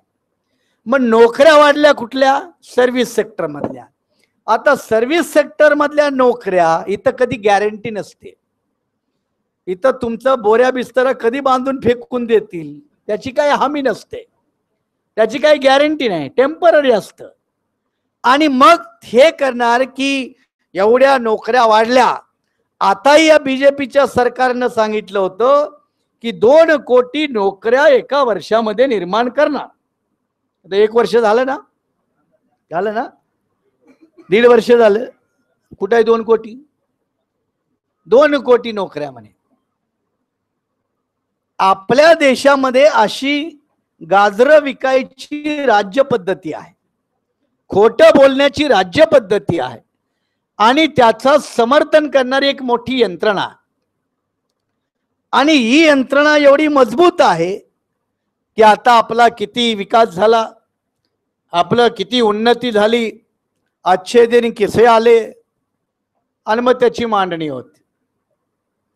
आता अच्छे दिन काय येणार हो? मला व्हॉट्सअपवरती कोणीतरी एक चित्र पाठवलं.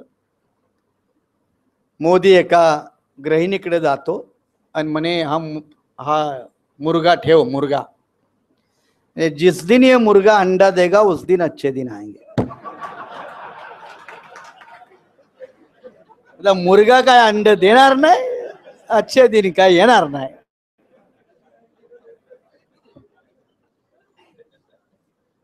पण आपली लोक भुलून जातातच. आपले ओबीसी बी भुलले. जाऊ दे ना, काय का असं ना, आपला ओबीसी तेली दिसतोय, देऊन टाका.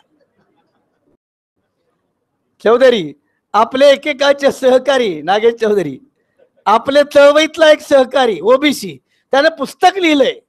जाऊ दे ना, बीजेपीत असलं म्हणून काय झालं, आपला एखादा ओबीसी माणूस होते, हो द्या ना. आता काय नाव घेऊन वस्त्रहरण करू, बरं वाटत नाही. आपणाला या भुरं पडतात. साधं महाराष्ट्रातील ओबीसी विद्यार्थ्यांच्या स्कॉलरशिप बंद करा असा प्रस्ताव महाराष्ट्र सरकारनं केंद्र सरकारला दिलाय. किती ओबीसी नेत्यांना अक्कल आणि जाणीव आहे?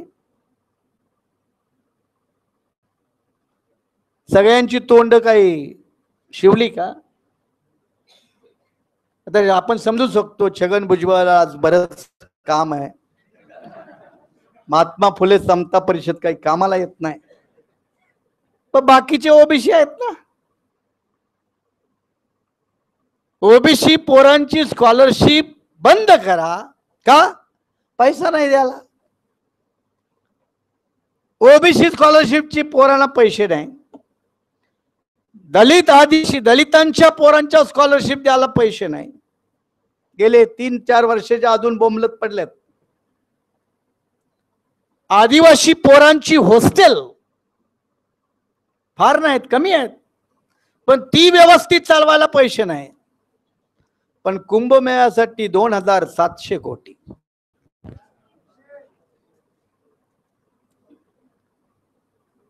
$2,700 कोटी काय? ते आल्या ते आंघोळी बिंगोळी उघडे नागडी गँग काय बघण्यासारखे तरी आहे का हो? काय म्हणे संस्कृती दर्शन, काय म्हणे आंघोळ, काय काय नावं देतात फार भयानक. त्यांच्याकडे बघून असं वाटतं की याने कधी आंघोळच केली नसावी. ते एका परदेशी बाईनं एक लेख लिहिलाय. ती म्हणते भारतामध्ये असं मानलं जातं की बरंच पाप केल्यानंतर इथं लोक आंघोळ करायला येतात. तर या लोकांनी असं नेमकं कोणतं पाप केलं की एवढ्या बुड्या मारतात? हे परदेशी बाईला प्रश्न पडतो.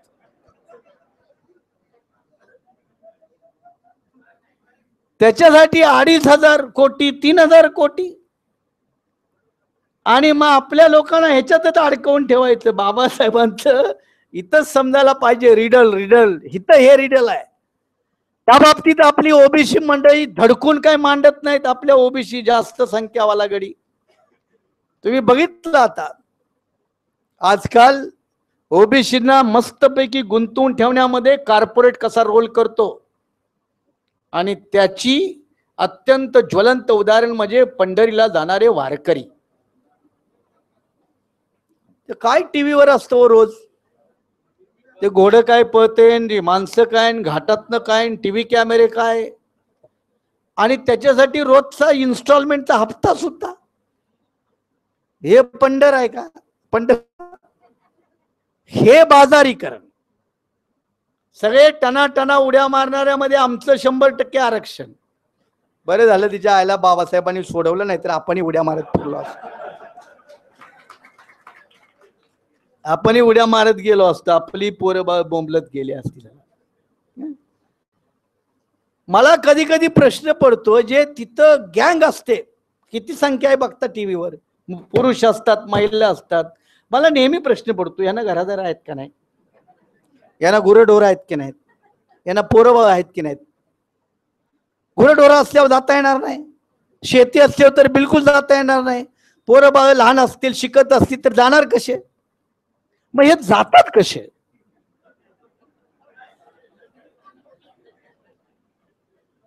एक तर त्याने जाणारी यंत्रणा असली पाहिजे, डेली वेजेस असले पाहिजे, स्पॉन्सरशिप असली पाहिजे.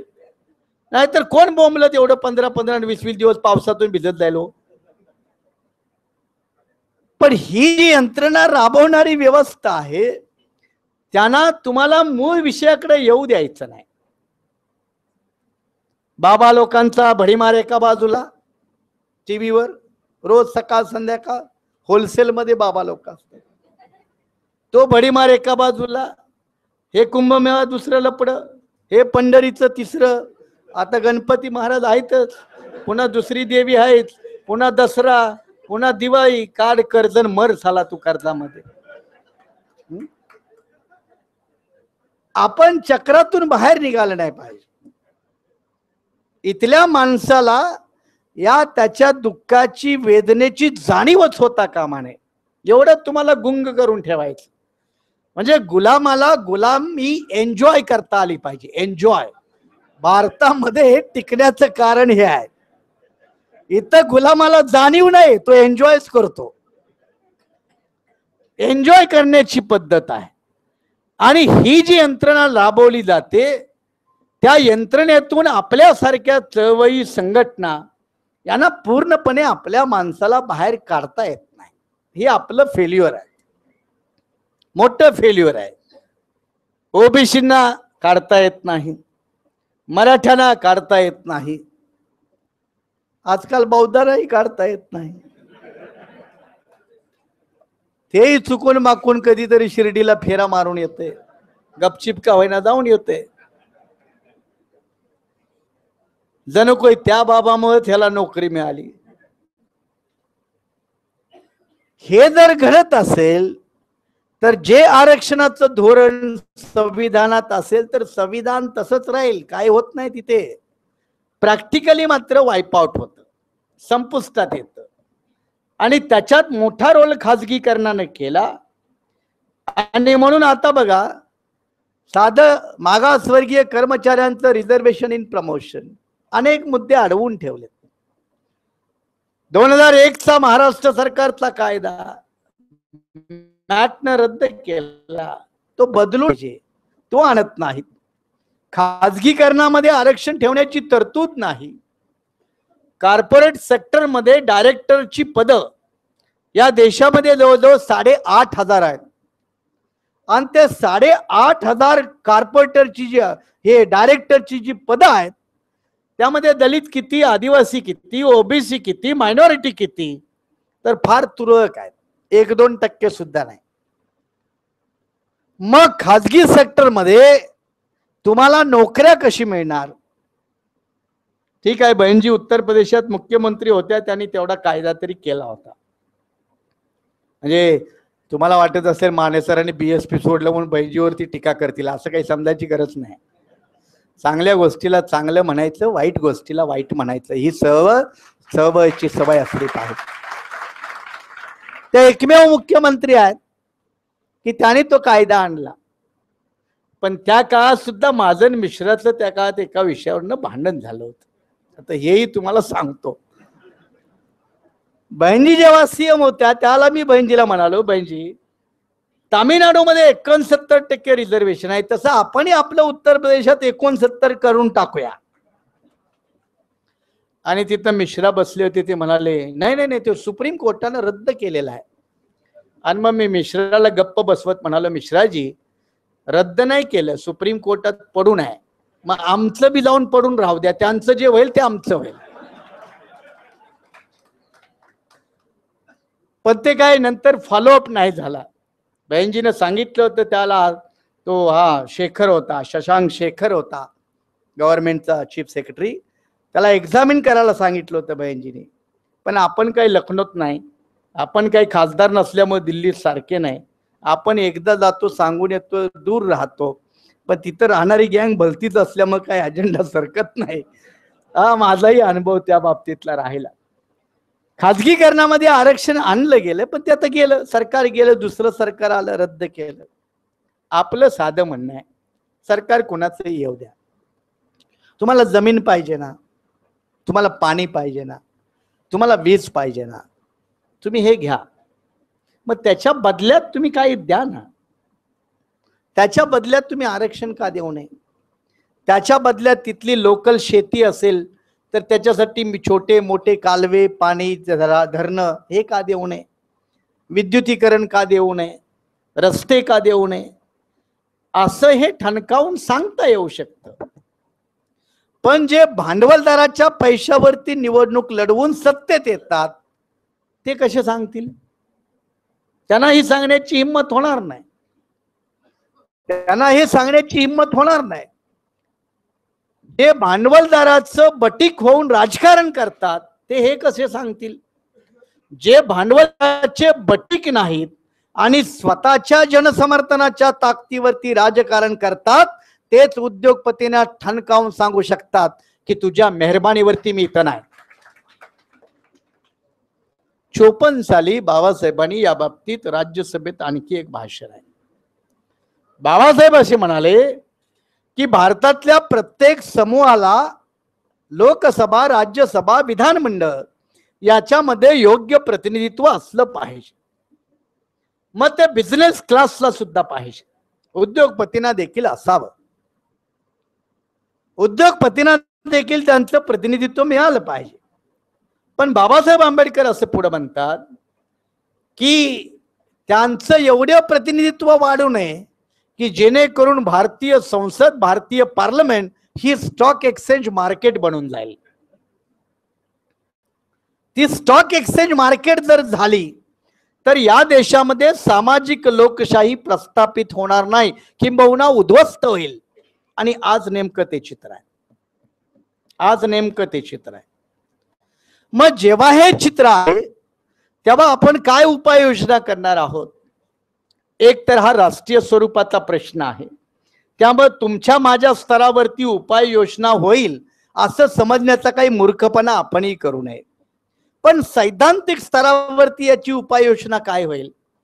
तर एक रिझर्वेशनच्या बाबतीत यथोचित सखोल विस्तृत असा कायदा पार्लमेंटनं बनवावा, देशाच्या प्रत्येक राज्यातल्या विधिमंडळानं तो अडॉप्ट करावा आणि तो कायदा भारतीय राज्यघटनेच्या 9व्या सूचीमध्ये टाकावा, जेणेकरून त्याला कधीच न्यायालयामध्ये आव्हान देता येणार नाही. हा एक मार्ग आहे. हा एक मार्ग. दुसरा मार्ग कोणता आहे तो महत्वाचा आहे.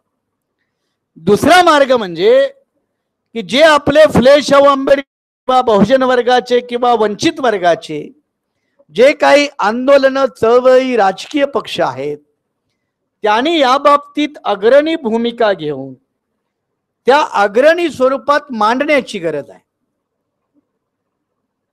संसदीय लोकशाहीमध्ये जरी तुम्ही संसदेच्या आत नसला पण तुमचा लढा हा प्रचंड ताकदीचा बाहेर असला तरी तो आतलं वातावरण बदलू शकतो.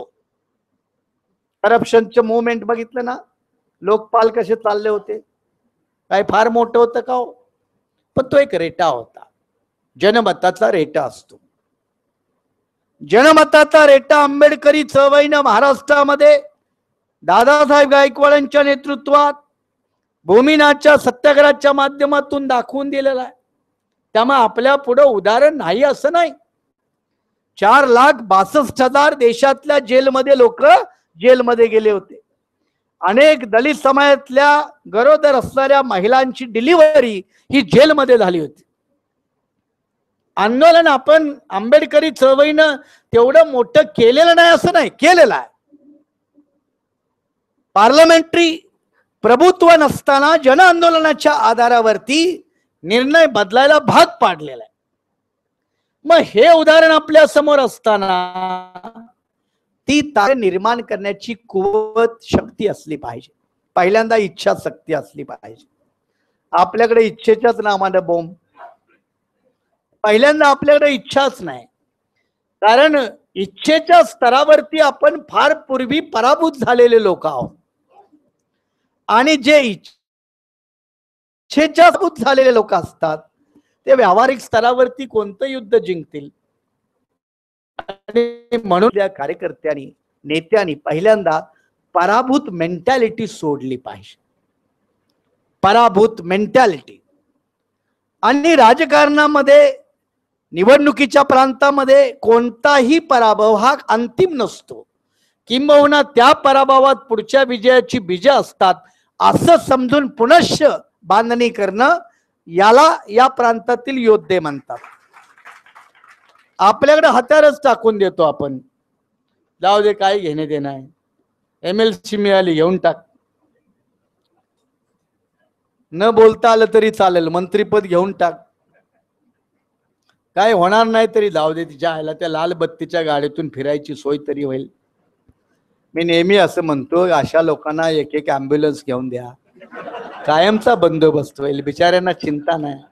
झोपायचं सुद्धा तर त्या लाल बत्तीच्या गाडीत झोपा, आणि शेवटची यात्रा सुद्धा.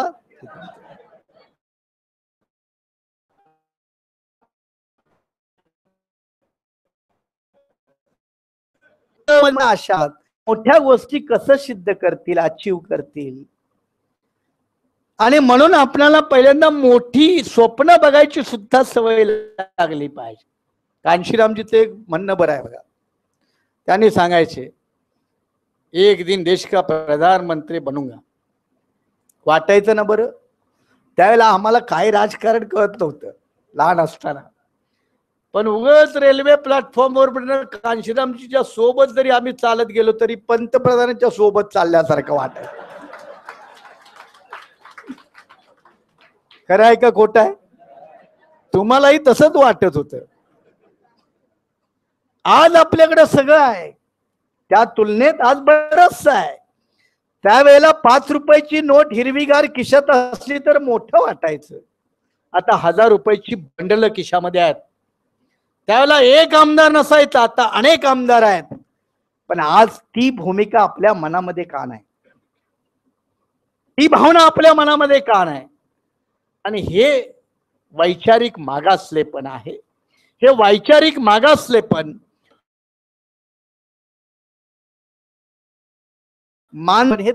ही जिद्दी माणसं चालवतात. संघर्ष ही जिद्दी माणसं करतात आणि जिद्दी माणसंच बदलण्याच्या अवस्थेला जातात. आपल्या आंबेडकरी चळवळीतल्या नेत्यांनी कार्यकर्त्यांनी हत्यार टाकून द्यायची धोरणं स्वीकारलेली आहेत. कदाचित इथं ते ठेविले तैसे अनंतेची राहावे, उगत भानगडीत पडू नये असं काहीतरी स्वीकारलेलं आहे. पराभूत वृत्तीनं समाज बदल मोठा घडेल, फुले आंबेडकरांचं स्वप्न साकार होईल असं समजणं हा महामूर्खपणा आहे. आणि त्या महामूर्खपणाच्या नंदनवनातून बाहेर पडून वास्तविक जगामध्ये उतरून फुले आंबेडकरांच्या अन्वयाला शोभेल असा संघर्ष करून त्या संघर्षाच्या आधारावरती आपली ध्येय सिद्धी गाठण्याची ताकद आपल्यामध्ये असली पाहिजे, ती निर्माण केली पाहिजे. नाहीतर मग मोदी काय करतो, अरे तो त्याचं काम करतो ना, आपण आपलं काम करूया ना. त्याचं काम आहे आपला सत्यानाश करणं, तर करतोय, प्रामाणिकपणे करतोय, इमाने इतबारे करतोय, त्याचं काम तो चांगलं करतोय ना. आपण आपलं काम करतोय का? आपण आपलं काम करण्याच्या ऐवजी बाकीची नको ती कामं करतो आणि मग सारखंच त्यांना आपलं यांच्यामुळे झालं, यांच्यामुळे झालं, यांच्या मारे किती दिवस यांच्यामुळे झालं. त्यांचं काम त्याने केलं, बाहेर ठेवलं, काय करायचं ते केलं. आता तुमचं तुम्ही बघूया ना, आपलं आपण बघूया ना. ही वृत्ती चळवळीच्या लोकांमध्ये, कार्यकर्त्यामध्ये, नेत्यामध्ये जर आली ना, तर फार मोठं यश मिळेल. आणि तीच वृत्ती जोपासण्याची गरज आहे, ती वृत्ती जोपासण्याची गरज आहे. मी नेहमीच म्हणत आलोय की महाराष्ट्रामध्ये 5-10 आमदार निवडून आणणे इतपत सगळ्यांची आपली लायकी नाही का हो. भाषण आपण 2-2 काही 10-10 दिवस देतो, केडर कॅम्प 8-8 दिवस नॉनस्टॉप, बाकीचा सगळा कोटा आपण पुरा करतो. आता राहण्या-सहाण्यामध्ये सुद्धा आज सकाळी एक माणूस मला भंडाऱ्याला भेटला, कोटच घालून होता उन्हाचा. म्हटलं आज काय कोट घालून? बाबासाहेबांनी सांगितलं शाहू महाराजांची जयंती उत्सवासारखी साजरी करा म्हणून सुटबूट घालून आलो. अरे म्हटलं बाबासाहेबांनी हे बी सांगितलं या देशातली सत्ता करती जमात व्हा, ते बघू नंतर. पहिल्यांदा हे तर म्हणजे आम्ही या गोष्टी स्वीकारच करायच्या नाही, त्याची तयारीच करायची नाही, बांधणीच करायची नाही, त्याच्यासाठी पेशन्स ठेवायचा नाही, त्याच्यासाठी मान अपमान सहन करण्याची तयारी नाही. हे सगळं जर सहन नसेल, होणार नसेल, तर त्यांनी माझं वाटोळं केलं असं म्हणण्यात आम्ही किती वर्षे घालवायची, आणखी किती वर्षे घालवायची. आता त्यांचं काम त्यांनी केलं, आपण आपलं काम करूया.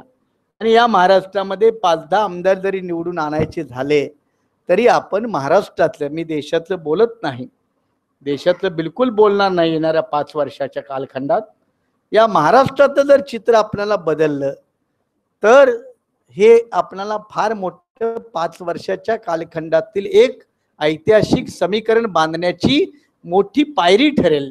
त्या पायरीचा प्रवास आपण करूया, त्या पायरीचा म्हणतोय मी, शिखराचा म्हणत नाही. त्यामुळे आमच्या लोकांनी भाषण सुद्धा करताना आता बदललं पाहिजे. अगला सीएम हमारा होगा, अरे एक आमदार नाही.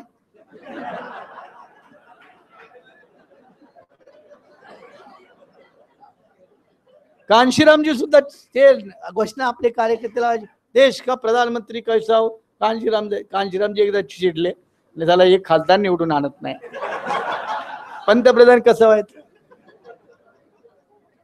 आपण एवढे वाचतात, आपला काय माणूस प्रधानमंत्री होत नाही. मग लाल किल्ल्याची कॉपीच बनवली नागपुरात.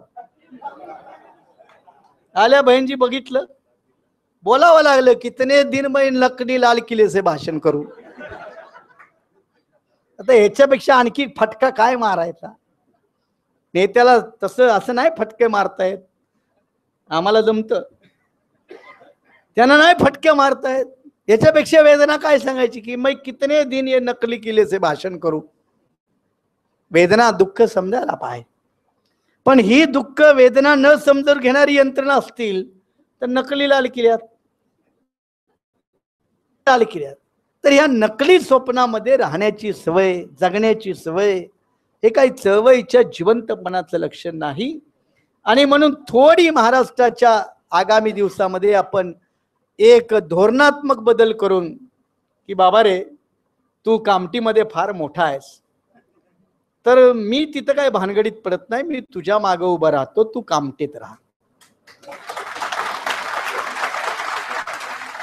उत्तर नागपुरामध्ये आमचा किशोर गजबी मजबूत आहे, तू तिथं काय पाय अडवू नकोस. अमरावती तुमची घेऊन टाका, अकोला तुमचा पूर्ण घेऊन टाका, तुम्ही तिथं मोठे व्हा, यांना इथं मोठं होऊ द्या, यांना अमरावतीत मोठं होऊ द्या.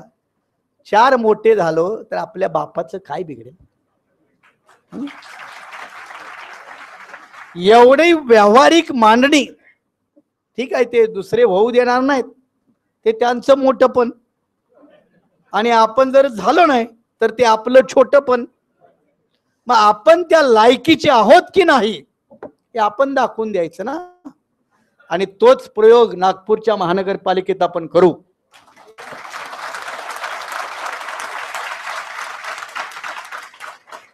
कसं बदलत नाही बघूया ना, कसं बदलत नाही. आमच्या राजूने ते काय कुठली तरी एक निवडणूक लढवली बल्लारशाला. तो हा माणूस कसलं केमिकल आहे मला माहित नाही, याला प्रत्येकाला अध्यक्ष करता तर हा राजीनामा देतो. आणि इकडे नागपुरात माणसं आहेत अध्यक्ष पदासाठी मरतात. काय का असं ना पद द्या मला, पदाशिवाय काही जगू शकत नाही. आणि राजू आमचा 18 तारखेला त्याला वर्ध्यात पद मिळालं, 19 तारखेला राजीनामा. हे पद घेऊन टाका. ग्रामपंचायतीच्या निवडणुका असो, झेडपीच्या निवडणुका असो, बल्लारशाला निवडणूक लढवली त्या बीजेपी वाल्यांनाच हरवून आले. सत्ताधारी बीजेपी वाले. मुनगंटीवारचा तो मतदारसंघ, हंसराज आहिर तिथला केंद्रीय मंत्री, तो मुनगंटीवार अर्थमंत्री, बल्लारशाची माणूस मेला तो बीजेपीचा, आणि ते जिंकले आमच्या राजू सारख्या कार्यकर्त्याने. काय आपल्याकडे आहे? छोट्या स्तरावरती हे यश, मी मोठ्या स्तरावरती अवघड आहे असं म्हणतो, मी मान्य करतो, पार्लमेंटला थोडं अवघड आहे, पण छोट्या स्तरावरच्या निवडणुकीमध्ये हे शक्य आहे, हे पॉसिबल आहे.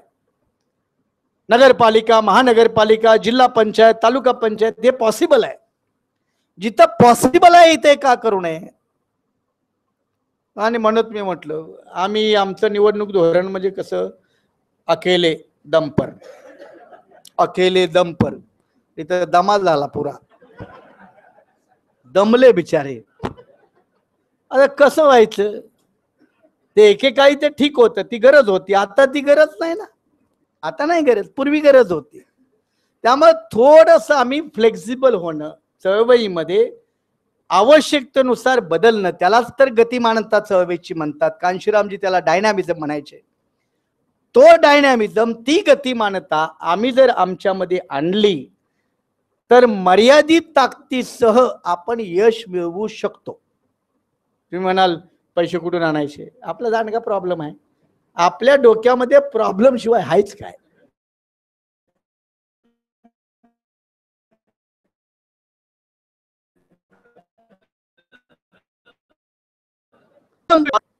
की 5 वर्ष आपल्याकडे आहेत, एका वर्षाला 1 कोटी उभे करायचे, 5 वर्षाला 5 कोटी. आता म्हणाले लय मोठं भानगड आहे. आपल्याला असं कोटी बिटी ऐकलं की बरं नाही वाटत. हे कसं शक्य आहे? अरे म्हटलं फार सोपं आहे. एका वर्षाला 100 माणसं, आणि त्या 100 माणसांनी एका माणसानं आपले 1 लाख रुपये द्यावे. म्हणजे अख्ख्या महाराष्ट्रात 100 माणसं मिळत नाहीत तुम्हाला 1 लाख देणारी. एकट्या नागपुरात झाडू घेतला तरी 500 मिळतील. रिअल इस्टेट वाले तरी बरेच. आणि आता तर बरीच सुधारणा झाली. 10 वर्षामधलं वातावरण फार बदललं. पूर्वी झोपडपट्टीत राहणारा माणूस आज प्राईडच्या मागे मोठा बंगला घेतो. परिस्थिती बदललेली आहे. मी टीका करायला लागलो तर झेपणार नाही, म्हणून हा संदेश देतो. मी झेपणार नाही. मग परिस्थिती चांगली बदलली आता, बरंच आहे. एकट्या नागपुरामध्ये 1 करोड देणारी 100, म्हणजे 100 माणसांनी 1-1 लाख रुपये द्यावे. काय माणसं नाहीत का हो? भरपूर आहेत. काल ते ओबीसी लोकांची परिषद होती कनानला, ओबीसी लोकांची. त्या ओबीसी लोकांनी काल सुरुवात केली आणि 1 लाख रुपयाचा चेक काल त्याने दिला. आता कनान काय मोठा एरिया आहे का? मग कनानवाले 1 लाख रुपये देऊ शकतात, बाकीचे देऊ शकत नाही का? पण एक आहे ना, कुणाला द्यावे? देणारा माणूस हिसाब किताब द्यायला पाहिजे, नाही तर तो घेऊन तेही गायब. याचंही कमी आहे. आपला ट्रस्ट डेफिसिट मोठा आहे, ट्रस्ट डेफिसिट मोठा आहे, आणि त्याची काही कारणं आहेत. पण हा ट्रस्ट डेफिसिट जर दूर केला आणि चळवळीतल्या नेत्यांनी, कार्यकर्त्यांनी जबाबदारीपूर्वक आंबेडकरी चळवळीला शोभेल असं वर्तन करून समाजाला आपली प्रतिबद्धता स्पष्ट केली तर समाज तुम्हाला काही कमी पडू देत नाही. आपला अनुभव आहे. मग त्या कसोटीचं आपण व्हावं, त्या लायकीचं व्हावं, हा प्रयत्न आपण जर सर्वांनी केला तर नुसतंच रडगाणे गायचं, आता माझं आरक्षण गेलं, माझं हे गेलं, माझं ते गेलं. अरे पुढं कसं चालायचं त्याचंही जरा थोडंफार ठरव ना. त्याच्याविषयी थोडंफार डोक्याला ताण द्या ना. लुट गया हे म्हणण्याला काही विद्वत्ता लागत नाही. जो लुट गया वो कैसे बचाया जा सकता है, त्याला विद्वत्ता लागते, त्याला परिश्रम लागतात. ते करण्याची जर तयारी आपल्या कार्यकर्त्यामध्ये, नेत्यामध्ये, संघटनेमध्ये असेल तर ते काही फार अवघड नाही. बरंचसं पुढचं विस्तृत मार्गदर्शन 30 तारखेसाठी राखीव ठेवतो. मलाही बोलून बोलून खूप थकवा येतो. सकाळी भंडाऱ्याला सभा केली, काल कनानला केली. तुम्हाला लोकांना वाटत असेल की भाषण करणं म्हणजे खूप बरं असतं. तुम्ही 1 तासभर इथं बोलायला शिका, मग तुम्हाला कळेल की काय आपली अवस्था होत असते, किती कॅलरी जळत असते. तुम्ही म्हणाल बरं आहे, वजन कमी करायला चांगला व्यायाम आहे, तर त्याच्यात प्रचंड कॅलरी बर्न होत असते, पण एनर्जी फार लागते. तेव्हा पुढचे डिस्कोर्सेस पुन्हा राखीव ठेवतो. आणि आज शाहू महाराजांच्या या आरक्षण धोरणाच्या निमित्तानं आपण एक आढावा म्हणून घेतला. त्या आढाव्याच्या आयोजन चांगल्या पद्धतीने केलं, कमी वेळामध्ये केलं. त्या सर्व सहकार्यांना धन्यवाद देतो. आपणालाही मनपूर्वक अभिवादन. धन्यवाद. जय भीम, जय भारत. धन्यवाद माने साहेब. 5 मिनिटं थांबा, 5 मिनिटं थांबा. माने साहेबांनी तुमच्या समोर प्रश्न केला, त्यांच्या हाकेला तुम्हाला होऊ द्यायचा आहे. मी माने साहेबांना नागपूर शहरातर्फे आश्वासन देऊ इच्छितो. इथे सर्व जुने बामसेबचे कार्यकर्ते आहेत. त्यातीने माने साहेब मी तुम्हाला आश्वासन देऊ इच्छितो की येत्या काहीच दिवसामध्ये नागपूर शहरातून तुम्हाला 1 लाखाचा निधी आम्ही देऊ आणि नागपूरकरांचा हा शब्द आम्ही पार पाडू. आपण या गतिमानतेसाठी आपलं नेतृत्व आम्हाला दिलेलं आहे. आपले धन्यवाद. मी प्रणिताताई डहाट यांना विनंती करतो की त्यांनी आभार प्रदर्शन करावे.